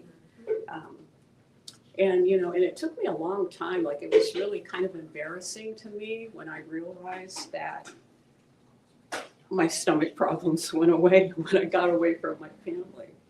And so at the time, I didn't realize that a 2-parent home could be dysfunctional and damaging because you were supposed to be lucky when you had a father, especially because so many Black people or people of color don't have it, So looking back, I think it actually, the whole like trying to get beyond the forget and forgive and forget, it ends up being sort of a selective amnesia. And, it just, in a way, it's easier to forgive if you found a way to make yourself forget what needs to be forgiven in the first place. This is kind of where I went with that. But anyway, my parents divorced a couple of months shy of what would have been their 30th anniversary. And like so many women, my mom divorced into poverty, and her standard of living decreased pretty dramatically. So when she told me she wanted to buy a house, there was no question that I would help in any way that I could. I was willing to do it because it just didn't seem right to me that my mom was living in a small 2-bedroom apartment with one of her sisters and driving a Ford Escort, while my dad was living with his new wife in a brand new 2,000 square foot custom built home and driving a Mercedes. I still had a good job, and with my name and income on the application, the mortgage loan was easily approved, and I also made the down payment and even paid a third of the mortgage for a few years, even though I didn't actually live there. But by then, I was starting to get involved with that discrimination lawsuit that I told you about. Okay, but I figured if nothing else, at least I had a house when I was ready to retire. So it wasn't the greatest retirement plan, but that was what I had at the time. when my mom, like about 10 years into it, my mom and my aunt started showing signs of dementia, and their brothers decided that the house should be sold and their children should be responsible for taking care of them. No one reached out to me or made me aware of what was going on at first. And then all of a sudden, my dad, who my mom had hated with a red hot burning passion since the divorce, was aggressively asserting himself into decisions about her welfare. When I said I had an agreement that the house would be mine when they passed away, he asked me if I had that in writing. And I didn't, and I was offended by the question. I mean, we were supposed to be family, right? When my mom claimed that I'd never given her any money for the house, something that was easily provable, my addict sister, who's been lying and stealing from me most of her adult life, accused me of lying and stealing from my mom. And my youngest sister wanted to know if I had proof of the money that I had invested over all of those years. But by then I was unemployed and in the midst of that lawsuit that I told you guys about before. So I didn't have the financial resources to fight back. My portion of the sale didn't even cover the down payment that I had made, not alone all the other amounts I had contributed over the years. So another thing that I've been taught about forgive and forget is that if you do something nice for someone, you just do it and you let it go. You're not supposed to keep score or hold it over their heads and try to manipulate or shame them with their brothers. And I mentioned this because I was so flabbergasted and hurt that my sister would say such horrible things about me that I felt I needed to defend myself, So I broke my own rule, and I was in a text. I was like, "How can you say this? You've stayed in my home when you needed a safe place to be. I've given you money. I've gone out in the cold and the snow in the middle of the night to help you." And the beginning of her response was, "Yeah, you always were stupid." And there was more, but I stopped reading the text and I deleted it. And then a few weeks after the sale was complete, she sent me a text claiming that she missed her sister. And I responded that you sucked all the life out of my body and threw my bones in the garbage can. And that sister that you're talking about doesn't exist anymore. So I can be a little dramatic, apparently. But I deleted the entire text chain after that, and I haven't communicated with her since. And it's been years. The other sister had come up with a plan to divide the expenses for my mom's to place equally among the 5 children, and I didn't even bother to respond to that. But I was so devastated and hurt by everything that happened that I literally thought I would die just talking about it.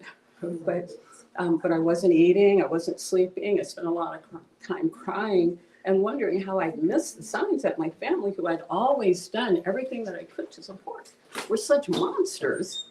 And I also wondered if maybe I was a monster too, since I was a part of them, and same genes, same DNA, and I had basically washed my hands of my mother and my sisters.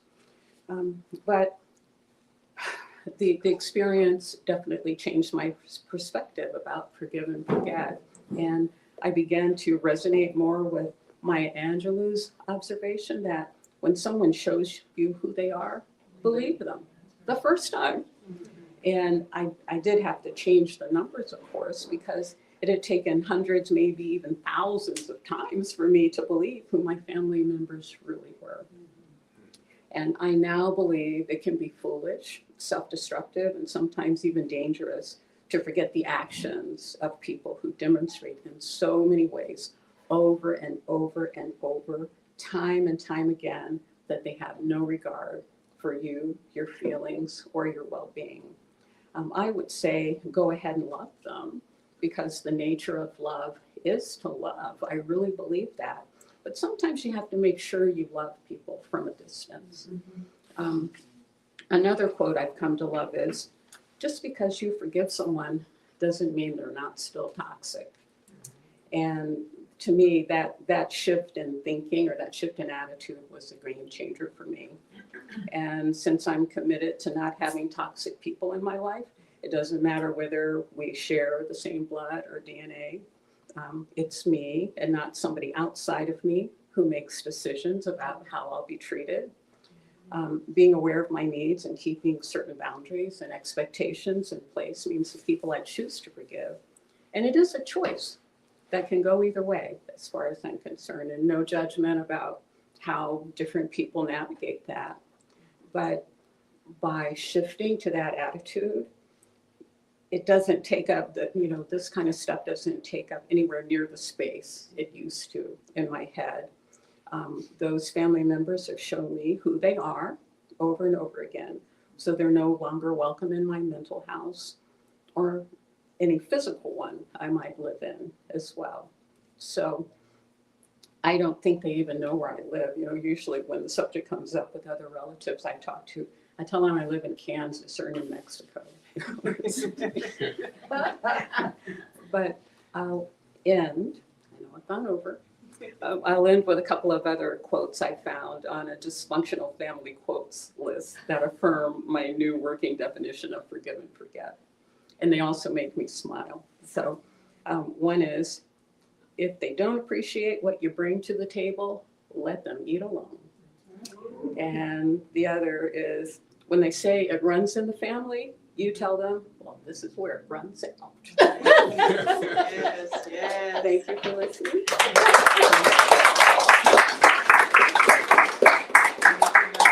Did I get the point though? After listening to all these other talks, I'm like, maybe I don't really get like the purpose of forgiveness. So No, that works for me. Thank you, Valerie. Thank you, Valerie.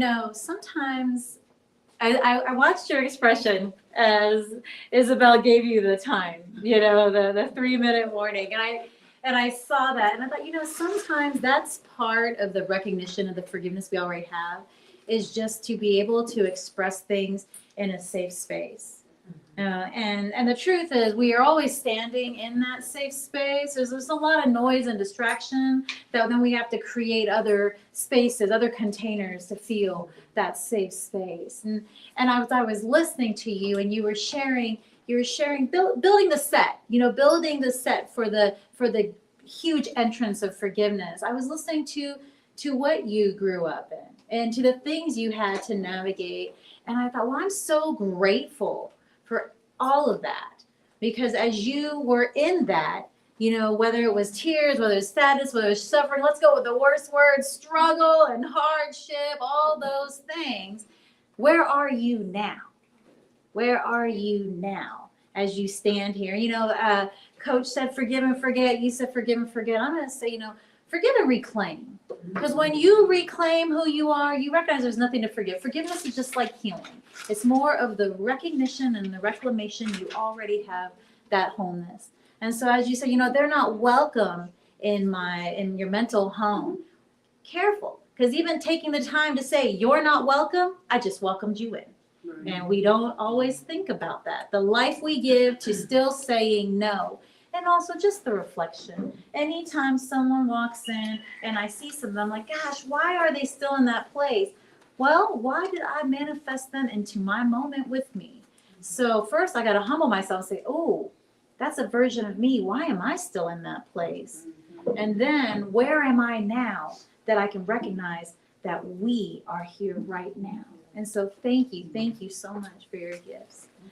Shannon, I do not know you. And just like Miss Stephanie, I've been watching you and watching the moments where you nod and where you sit there and you look like you're in deep contemplation. And I don't know your situation. I don't know what has you in this chair, whether this was an event, whether this was a birth or anything like that.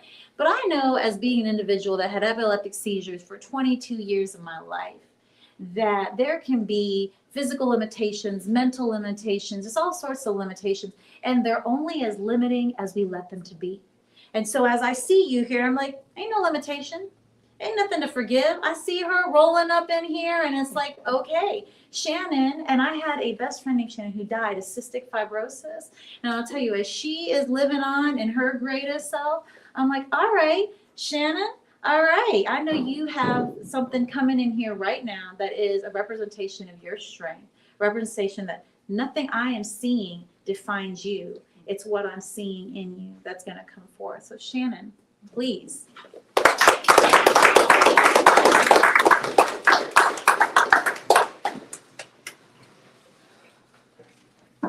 Thank God I didn't have to go first. That's all I gotta say. Thank you guys for being so vulnerable. Thank you for being open. I was gonna use something that a friend of mine wrote last week as a crutch to start this talk. I'm thinking to myself, why do you need that crutch? You got your story, and it's enough. And forgiveness to me is a key that closes the door and locks that door to my past and opens the door to a new beginning. I was born with my disability. I was born into a world that was inaccessible to me both physically and internally. And what do I mean by internally? People what do we want to say? People look at the cover and judge the book by its cover without even wanting to open it. Right. They see a person in a wheelchair and classify us all together. We all have different stories, just like every one of us have a different story. Because of that, I felt like I was living in society's box of perfection my entire life. I felt like I had to fit into that box to make people feel comfortable, to make people happy, to make people think, oh, she's fine, she's strong, she's real strong, she's got it all together. And I thought I did for a long time. I grew up in the limelight early. I was the ambassador for the March of Dimes. I was in the newspapers. I was on TV, featured in fundraisers. And then comes the athletic part. I traveled all over the country and all over the world competing in adaptive athletics, which was track and field and wheelchair basketball.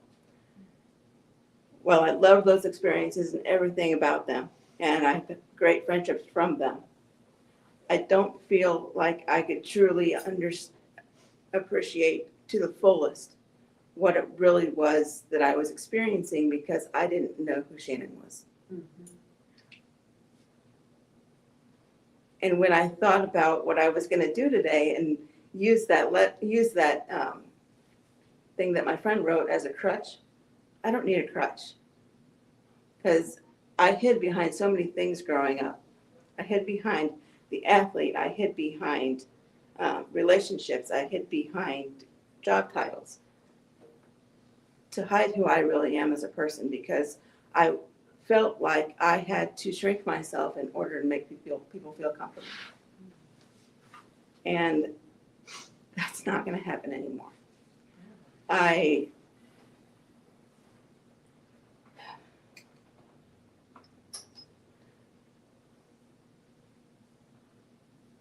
shocked myself to the point where I didn't know who I was anymore. I knew who I wanted to be. But I ended up in a situation where I was their shadow for 16 years. I was living their life, not mine or ours. I was living theirs. I kept my mouth shut to keep the peace. I kept my mouth shut and went with the flow because I needed a roof over I felt like I needed a roof over my head that wasn't my parents'. It ended up happening anyway, but that's beside the point.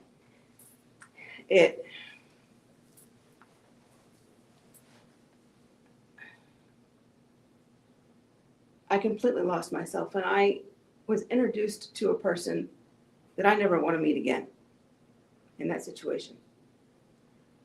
I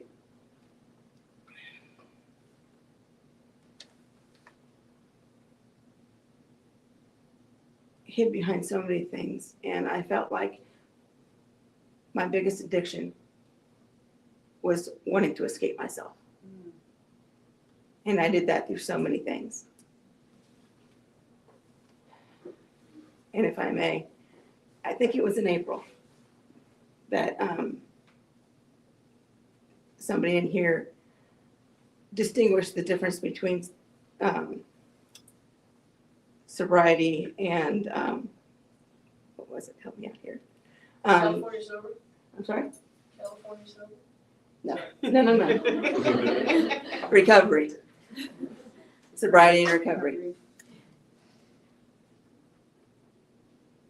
God finally gave me a break that I desperately needed.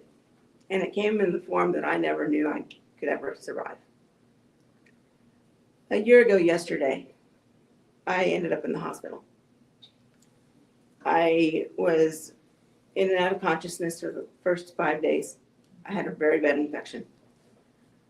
And in the first 40 days, I had 10 surgeries and I went septic twice. After that, that's when God gave me my break. It was like he was holding me in a huge hug, saying, you can finally relax. Because the minute I was born, I had to be strong. Because nobody knew that I had a disability in that delivery room that day. I had to fight for my life and for myself every minute of my life. At least that's how I felt. And I finally got to breathe. I was on a wound vac for 3 months straight, for 90 days, before I was able to have my next surgery. Within that time period, I learned forgiveness, and I learned who Shannon was and is. I let go of a lot of people and a lot of things. A lot of hurt, a lot of frustration. And I let go of the voices in my head that weren't mine. The voices in my head that were saying, oh, you need to do this a bit differently. No, this isn't right. This isn't right. Oh, let me just do that for you. So I can do it faster. I let go of all that. And I'm finally at a place in my life where I am at peace. And as healing is, it's not linear. You do go back and find different things that you still need to heal from. But you need those experiences in order to do that. So you can't stay in one place for very long. Or you're not going to grow and you're not going to learn.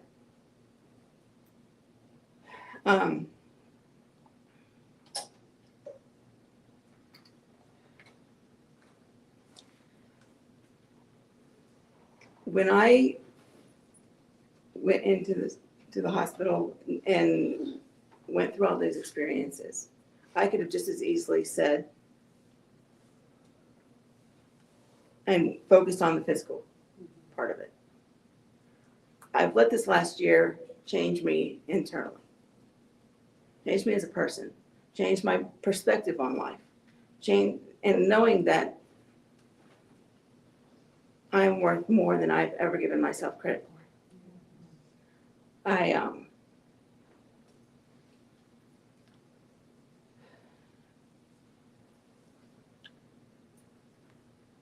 always looked for external validation from people. Always. And I don't need that anymore. I can validate myself. There was a friend of mine that I've known since I was 3 years old. She helped me through this chaos of the hospital or the healthcare system through this entire year. She lost her battle to exactly what I was going through on May 23rd. And I'll be damned if I ever take another day for granted. I'm here for a reason still. And whoever I can help in any way, shape, or form, whether it be in the hospital, in addiction, in lack of self-worth, just to name a few. I want to do it. And this is why I want to be up here today. Because not only is it healing for me, but I want to help others too. And I had to be put on my deathbed to make life make sense. But on the flip side, God believed that I was worth saving. And it's about time that I started believing it too. And in 6 days, I am going to be going into and entering my apartment for the first time in 1 year and 1 week.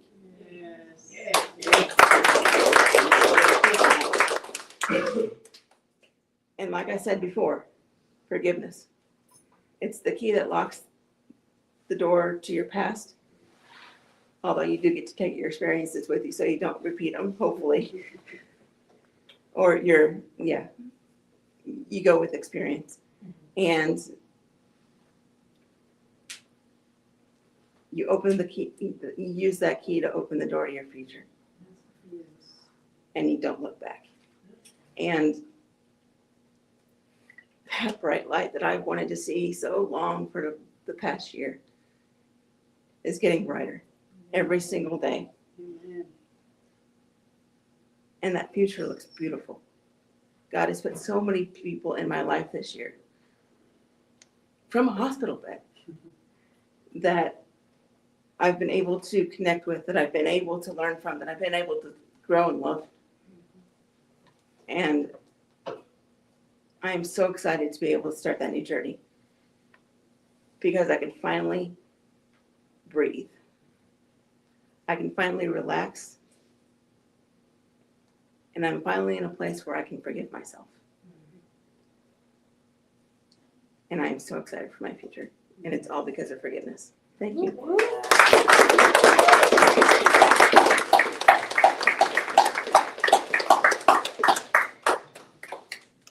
Shannon, I was listening to you, and there was a part that made me think of how sometimes we spend a lot of time trying to play the parts that other people expect us to play. So here comes Shannon, born with disability, and then people are going to expect Shannon to cower in that disability. You make everyone uncomfortable when you come in the room, so please look weak and feeble in your disability so we can look like we're there to help you, or we're too afraid so we avoid you. But it's interesting because I think what I'm hearing in your story is you realize that you don't have to play apart from someone else's script.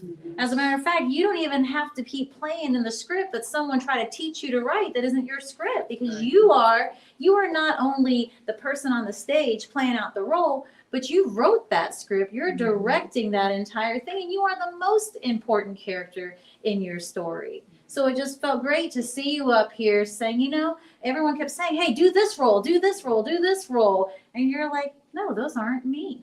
Those aren't me. And as you talk about that bright light that's getting brighter and brighter, that light is bright. It is bright. And what you're doing is you're just Windexing those, and it's like, oh, shit, that's bright. That is bright. So I'm so glad that you are the director, the creator, the illustrator, the actor. You are the set, the scene. You are everything. So thank you, Shannon, for reminding us of that. So, Miss Julie. I really like this lip sync. I don't know if I want to do it anytime soon, but I like it because it takes me on little journeys. And so multiple times, Miss Julie has come to me with a graceful energy that just kind of like floats into the room. And you've come up to me and you've affirmed me, you've complimented me, you've looked at me in the face and helped me to see presence and beauty in looking at you. And so, do I know where you've been and what you're going to bring today? But no, but I see you here and now, and I can't deny presence. I can't deny beauty, and I can't deny strength, because it's you, it's me, it's everyone in here. So please come and shed some light on us.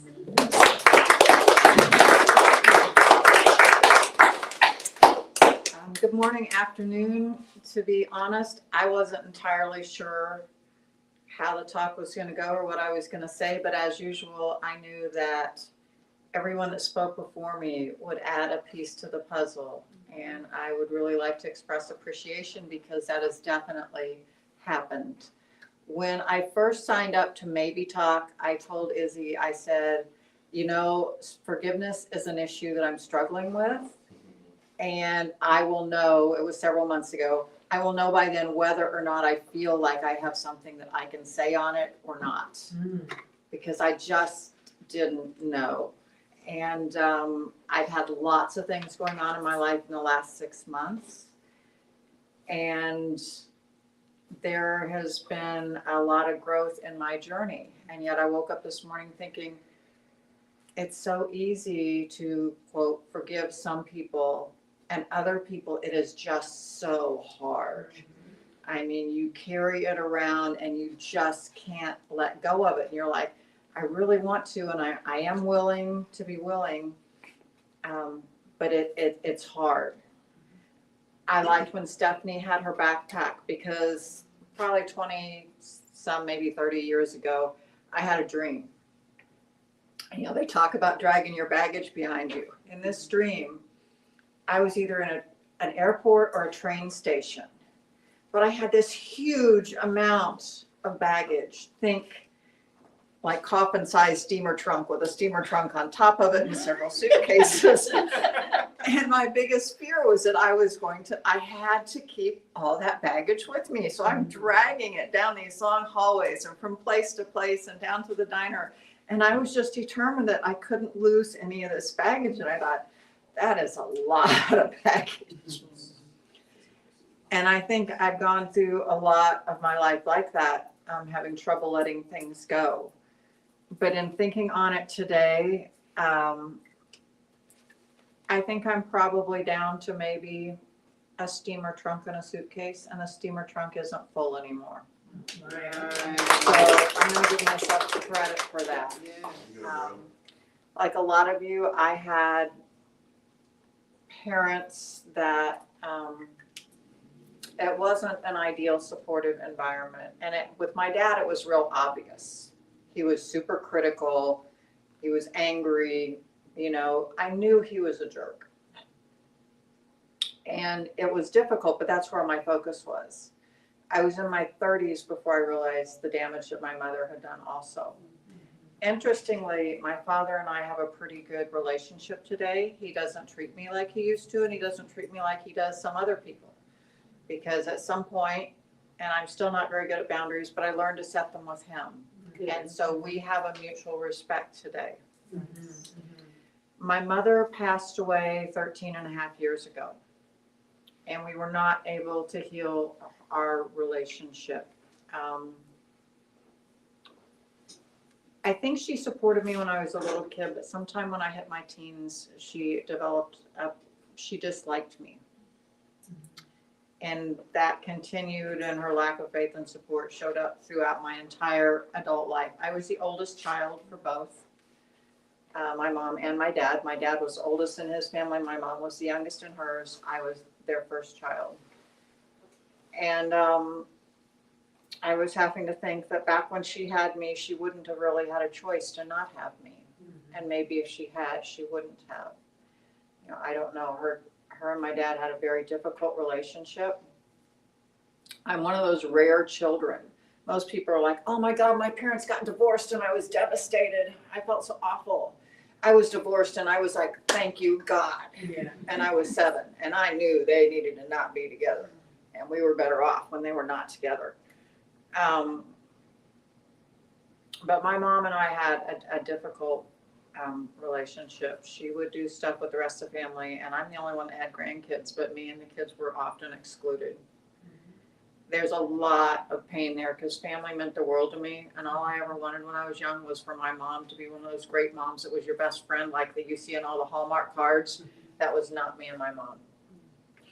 The last few years of our life, a couple of times she told me she loved me, and she told me she was proud of me, and I put a smile on my face. And I said, okay, thank you. And everything inside of me screamed liar because I didn't believe a word of it because it was not like my lived experience at all. I would say hers is still the steamer trunk I drag along, but it's not as full as it used to be. So it's maybe half empty. And even today, when I was sitting here before we started and thinking about it, I could kind of feel her presence. And we're kind of coming to a truce where every once in a while I'll be aware that she shows up just to see, like maybe she's curious about this oldest child that she resented and never really got to know. I'm sure there's a lot of reasons. You know, both of my parents, obviously when you have a kid, it changes the trajectory of your life. I happen to look and have a lot of personality traits of my father, for better and for worse. I don't want to be judgmental, but I can be very judgmental. And Marianne Williamson once said about forgiveness that the only thing you really need to forgive is yourself for having ever judged those other people to begin with. And I was thinking about that. And I thought a lot about their history.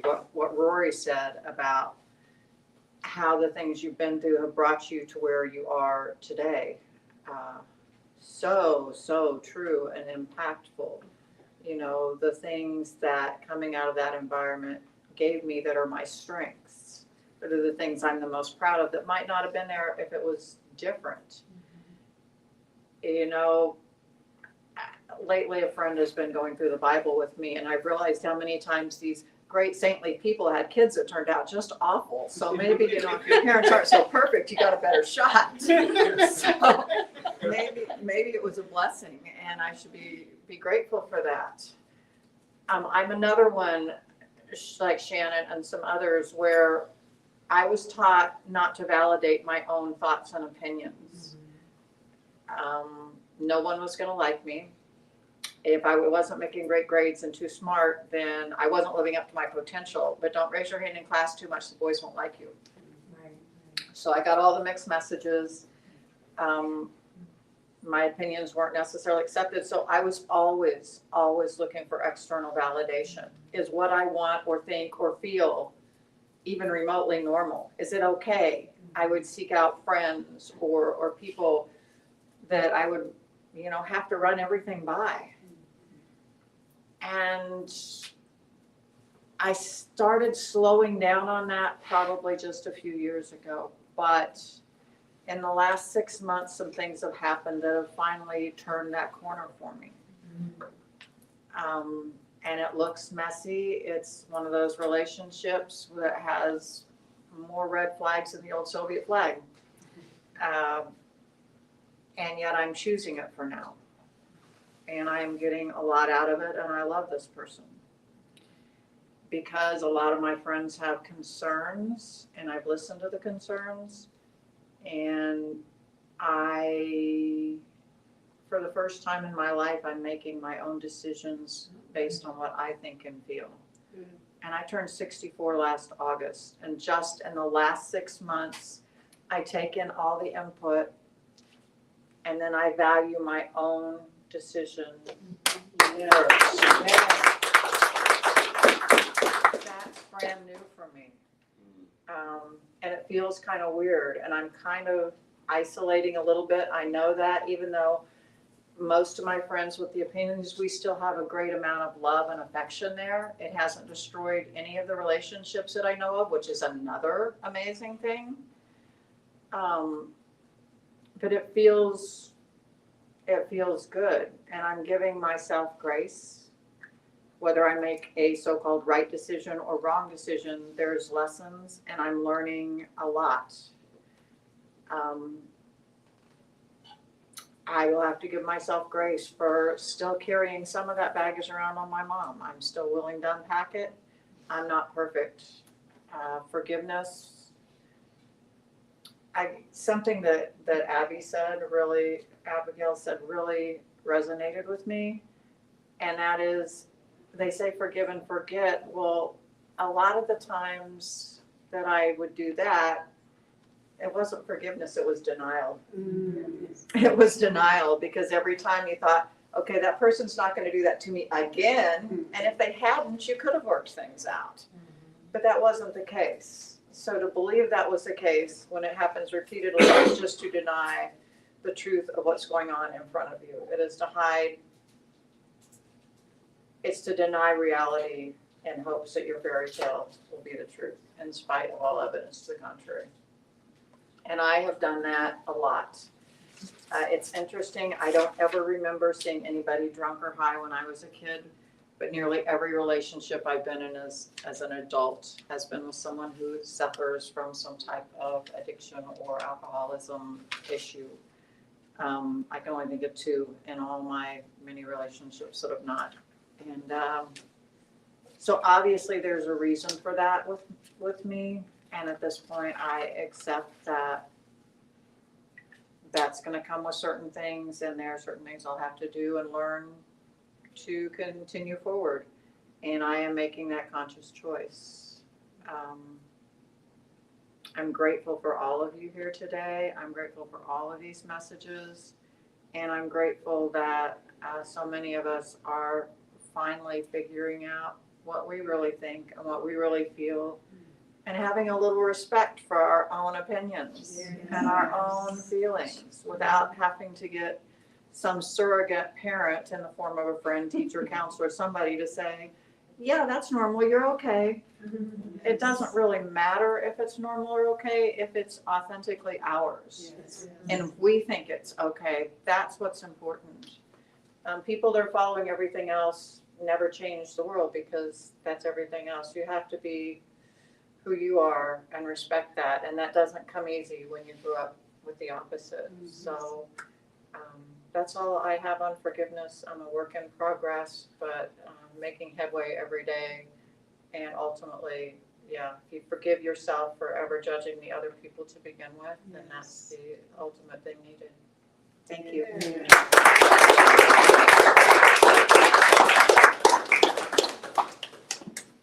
You use the word, Julie, denial. And I like that because there's a concept that Rory and I try and teach when we are working with other students, just being with other individuals who are curious. And it's the until. And sometimes we get so caught up in our journey that we deny ourselves the until. We lose sight of that recognition that we have created everything that we're standing in. And as long as it feels miserable, it's until we put it down. You know, it's like as you are bringing your mother in for these visits, and just so you know, your story with your mother resonated with me, because I had my own until. She's never going to change. She's never going to be different. This is who she is. And, oh, thank you for showing up and playing your part, Mom, because you've made me how awesome I am. But then, you know, it was pointed out to me, but you're still seeing her back there. She's not back there anymore. And in order for me to see her back there, I have to go running back there to see her. And then I step into those old shoes that never fit to begin with. And so as I was listening to you and you said, you know, she's showing up here and there in those moments, don't deny yourself that until. Because truly that reflection of her, that image of her that's there is just that part of you that's resolving something, that's shedding something, that's coming back into the fullness of who you are. And I heard so many places where you let that until just go ahead and do its thing. And so just continue to explore that. I love how you have that ownership in who you are right here and now until you don't, right? And we can only allow people can't take that from us. You know, when we say, someone said earlier, I was taking back my power. That's right, because you gave your power away, at least created the illusion that you did. And so thank you just so much for not only bringing up things in myself that I'm not like, hey, that's a very tempting rope that I want to hook myself back up to until I don't. And so thank you so much again.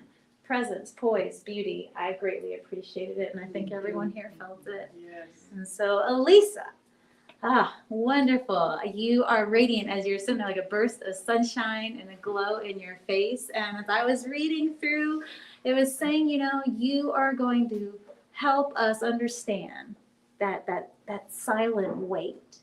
The silent weight when we carry things that we need to put down. Again, James, with the segue, here we are with all of the baggage that we're carrying along. And what does baggage do but creates a weight?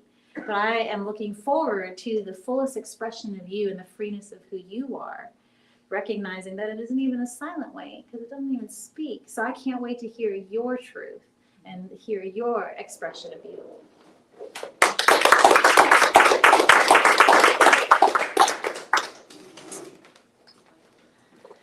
Hi. So as I was driving here, I was trying to think of what should I call this? And I was thinking healing, forgiveness, love. And I was thinking of that lions and tigers and bears, oh my. Healing and forgiveness, love, oh my. Because we have these feelings when we're moving to, first I want to just say thank you. I'm hearing all of the stories shared here today, and we walk in this vibration together. I think we're brought here into this moment by a divine appointment because we need to hear collectively what each other has to share and be in that feeling together. And so when I'm thinking about forgiveness, forgiveness for me is not about forgetting. It's not about trying to get the other person involved, but it's more for me about changing the lens and the way we see the world. And when I look at love, I think of it as the deeper love of radical compassion. And when we can create that space of compassion, self-compassion for ourselves, we heal. And that is where my forgiveness unfolds. So I'm going to start with a little story. There was a psychologist, his name is Dr. Hugh Lee, and he was in Hawaii. And he was given the task of working with some individuals that have committed some of the most horrific crimes. It could have murder, rape, you name it, they were in this particular place together. And he was saying he was given the task of healing. He was given the task of trying to sit there and how can we bring these people back into the fold? And what he understood is that it wasn't about an us and them. It was about taking on that we are responsible for not only ourselves, but for the entire world around us. And so everything, every piece of us, there's a thread that connects us, right? And so therefore we have responsibility to each other. And so as he did his work, he never took the time to sit there and go meet each individual person that he changed lives. Because he sat there in a moment of stillness and he said a simple phrase, I'm sorry, please forgive me, I love you, and thank you. And he said this as a mantra for days in and days out. And he held that as radical compassion. He held that within himself, and he felt that as it expanded, he started looking at what was happening because people were coming up like, what are you doing? What are you saying to these individuals as you're working with them? And he's like, I haven't had the conversation. I'm holding the space. I'm holding the vibration. These individuals that were in this particular prison and hospital, they were healing. Some were paroled. Some stayed in their station. However, they were healing. They were able to understand where they were at, how they got there in a state of forgiveness. So when I began this practice myself, it's called Ho'oponopono.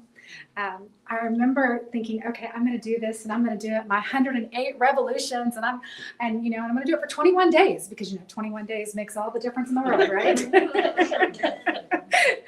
And I was going through some personal strife in that moment, and as I was saying it, I was thinking, I'm sorry, I forgive you. I love you and thank you. And as I kept doing this, I'm like, why is nothing not working, right? And as I started looking at the words that I was using, I wasn't speaking the mantra of truth. I was making it all about my own personal ego. Because I was saying I'm sorry, but I was looking at it like, am I really sorry? How do I unfold in this? And then when I was saying, instead of please forgive me, I caught myself. I was saying, I forgive you. So it's making it all about me. We're not, I took away that we are in this together, that we are in this collective vibration. Because I thought I had it all figured out because I love gratitude. You know, that's the 13th power. And love, well, that's easy to do, right? But it takes all of the steps put together to sit there and be in that space of true, compassionate, self-compassionate forgiveness. And that's where the power lies. So when I look at I'm sorry, and when I teach Ho'oponopono, I have people tell me they can't say I'm sorry because, you know what, I didn't do something. But I'm saying you're not giving up the power of the I am. What you're saying is you're letting go of the illusion, like what I heard you just mention. You're letting go of the illusion that it existed in the first place. Because we are connected, and that power of oneness and a collective vision and a vibration, there's nothing outside of us. We're not separate. And then when you go to sit there and say, please forgive me, we're entering that state of grace. And then gratitude, you're practicing that harmonic connection that we are together. And I love you. How does it feel when you hear, I love you? And even when you don't physically hear it, when you're looking at somebody and you're seeing the windows of the soul open up and you can feel that connection. That golden thread that they say connects us all, that's the I love you. And that's where the power unfolds. And I was going to. So when we're looking at forgiveness, it says forgiveness is both a fire and a river. It burns away what no longer serves and washes us anew. And I think of that when it washes us anew and we're able to step into the fold and be present with one another, that's where the healing is. That's where the healing unfolds. I don't have to understand the whys or the hows, because believe me, I always have. And what I recognize sometimes in my most human moments, all of those pieces, I can look at them. I can look at it as my abuser as a 5-year-old. I can look at it as the person that made my life a living hell when I was raising my children and drugged me across the floor. I can look at it as a coworker that makes me feel like I'm this big. I can look at this, oh my God, how am I going to talk in front of all these people? And I recognize that the illusion that I built up, it's all the same thing. It all represents that idea of separateness. And so when I move past the state of separateness and I step into, we are connected, we are divine, we are one, and I speak that prayer. I'm sorry, please forgive me. I love you, thank you. I'm in my power. I didn't take it back. I am in my power, and I am connected to the divine. So I invite you to close your eyes for a moment, and if you are comfortable, to say that with me 3 times. I'm sorry. Please forgive me. Thank you. I love you. I'm sorry. Please forgive me. Thank you. I love you. I'm sorry. Please forgive me. Thank you. I love you.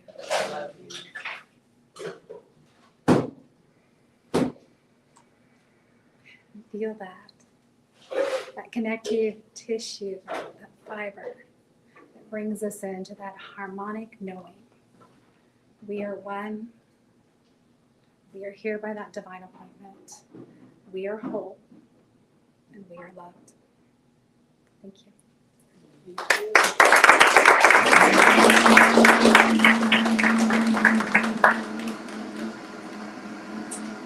Again, this order that you put together was just absolutely splendid. I just loved how everything you said there really encompass the truth, which is we're here right now in the power of who we are. So all the stories, all the traumas, all the illusion, all the separation doesn't exist, never existed. And when we can stand in that harmony that you speak of, and it's not even when we can stand, because we're already in it right here and now. So thank you for that beautiful reminder. I am a girl that uses the divine appointment phrase as well. And absolutely, this has been a divine appointment. As I was sitting here and listening to everyone, and I thought, what poetic expression has come through each and every journey in this place? And what reminder that I received in all of that is that we are in that journey. But I think this almost comes out almost every time I'm with you guys. It's the journey without distance to the place you never left. And it's really just a journey in remembrance of who we are. And there's a poem that I've used in a sermon before that I've heard in different contexts to stand by different things. And many of y'all probably heard it, but it's by Portia Nelson. It's called There's a Hole in the Sidewalk. And it's very perfect for the struggle with healing, because we're going to give these things life, right? That's why we're getting together. So the struggle with healing, the struggle with forgiveness, the struggle with bad relationships, not having enough, all those illusionary, those things that are toxic. I don't know why we keep talking about them. But since we are in a space where we still entertain them, let's listen to this poem.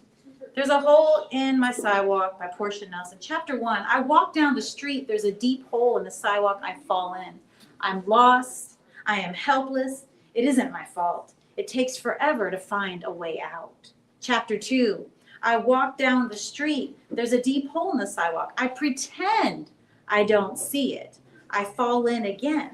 I can't believe I'm in the same place, but it isn't my fault. It still takes a long time to get out. Chapter 3, I walk down that same street. There's a deep hole in the sidewalk. I see it there. I still fall in. It's a habit. My eyes are open. I know where I am. It is my fault. I get out immediately. Chapter 4, I walk down the same street. There's a deep hole in the sidewalk. I walk around it. Chapter 5, if you all know chapter 5, it says I took another street. But if we really heard the message here, chapter 5, shit, there was never a hole. All right, that works.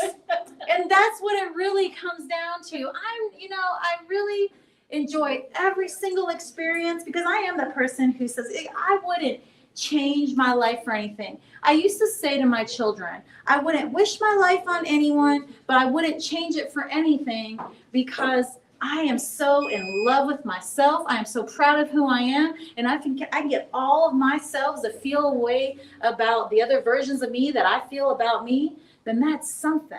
And so now it's different. It's like, I wouldn't wish my life upon anyone because everyone else's life is already perfect.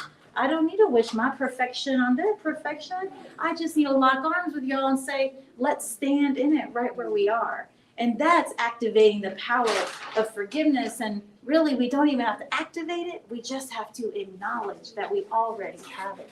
So thank you, beautiful souls in this room. Your beautiful expression with all of us. And praise the God. Thank you for the honor of getting to stand in here and speak in between these beautiful messages. Thank you.